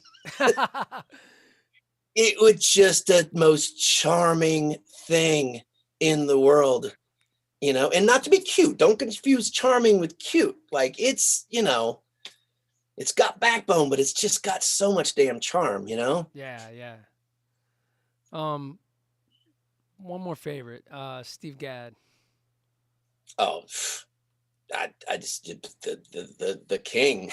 Yeah. Talk about somebody who had all the bases covered. I mean, he was Yeah. the prototype Yeah. for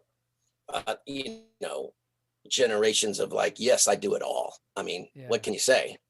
It's like the true, I wouldn't say jack of all trades, like king of all trades. Yeah. And yes, was it always like, oh, this is exactly authentic samba or authentic whatever? That's not the point. Like the amalgamation of a musical vibe and integrating that into what he needed to bring for a band. Right. He was, like, in my opinion, he invented that. Yeah. For our generations to come, like the guy that like could do that and always took that seriously, and he took it just as seriously if it was like kind of a hipper, like, oh, this is ethnic music and this is, but he also did the same thing when it's time to play a shuffle. He's like, yes, man, Yeah, right. I'm not slumming when I do that either, Yeah, that is so true, man. So like king of all trade. For sure. Yeah, for sure. I love, yeah, when you talk about the versatility, the steps ahead stuff, like I was really hooked on like listening to that stuff over and over and over.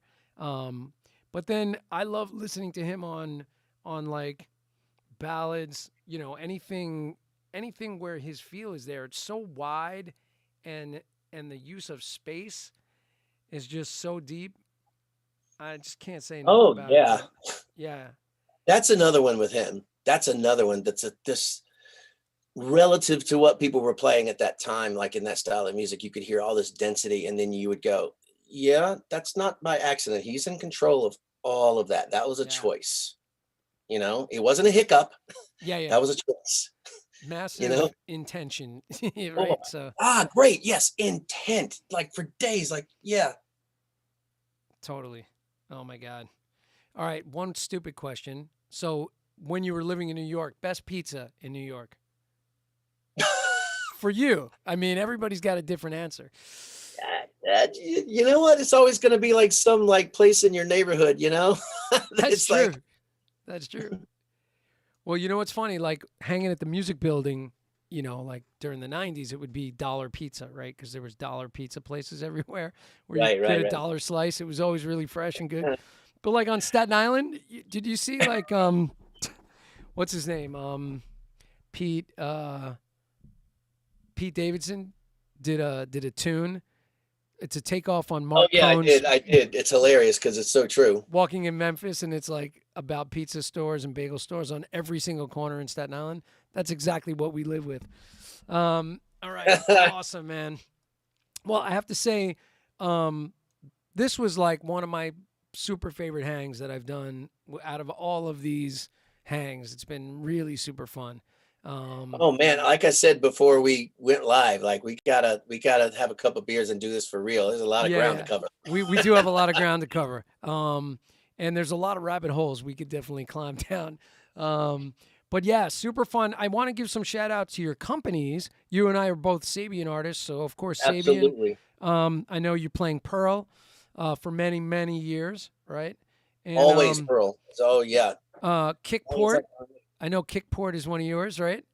Yeah. I don't get to use that as much these days because it's a little, it's not always what I would use for live. But yeah, man, it's a great tool. It's actually a great tool. I would with students is something I would bring up, a little bit. If we wanted to bring that. Yeah. Who else is on your list of companies right now? Remo, still a Remo guy. Always have been. Like, never been anything but Remo for me. Right. Vic Firth, same thing. Never been anything but Sabian for me. Even this ride cymbal that was in Istanbul that I showed you was actually inherited from the jazz drummer that I took lessons from, David Vaya, that I mentioned. Wow. And Pearl, man, I've got nothing but love for Pearl. It's always been, and I know it's a cliche and everybody likes their thing, but there's literally never anything I've ever done that I couldn't get out of these things, or from that company. It's great. And I put your website in the show description, so that's there. I put your website out there. That's actually been under major reconstruction. That's a whole other story. I gotta Okay. reconstitute that whole thing with the original creator and everything. As we always have to. Yeah, as we always have to. And Rodney on drums on Instagram, and Rodney Howard on Facebook, I think. It's Rodney on drums on Facebook as well. Okay, cool. Yep. And we got the companies covered. What about any upcoming dates you want to mention? Playing, what is it? You don't get my calendar in front of me here. Bitter End with Alec Berlin. When is that? Oh, is that not on my calendar here? That's so funny. Oh, Sunday, February 27th. February 27th. Yeah, Sunday, February 27th. Got that coming up. That's got a couple other things that aren't public gigs. Cool. And hopefully going to be in rehearsals back with Doubtfire. So. Yeah, man. Oh, man. Hopefully that all works out in a timely manner. I know it's been challenging for everybody in the Broadway community with like, we're shut down, we're on, COVID, yay, go COVID. Oh, my God. Yeah, God forbid, I hope we're at the end of this for sure. That's taking a serious toll. Yeah, it's looking, I think it's looking like we're heading in the right direction anyway. I'm cautiously optimistic. That's as far as I'm willing to go. Yeah, exactly. I want to thank everybody that hung out everybody that was hanging out in the chat tonight. So all our good buddies and drummers and everybody that was hanging, and Katie that jumped in at the end. Thank you, Katie. And, Katie! Yeah. And Larry. And Larry, cannot give students. too many props to Larry. Yeah, good guy, man. And so we'll do it again in person. Hopefully we'll have to go down our rabbit hole together about some of our history. And oh man, plenty of it, right? And thank you to everybody for hanging. And check out the hand technique workshop on Thursday night. We'll be doing some hand technique routines. And then next week we'll be actually next week I'm not streaming on Monday because it's Valentine's Day and I'm trying to stay out of the doghouse.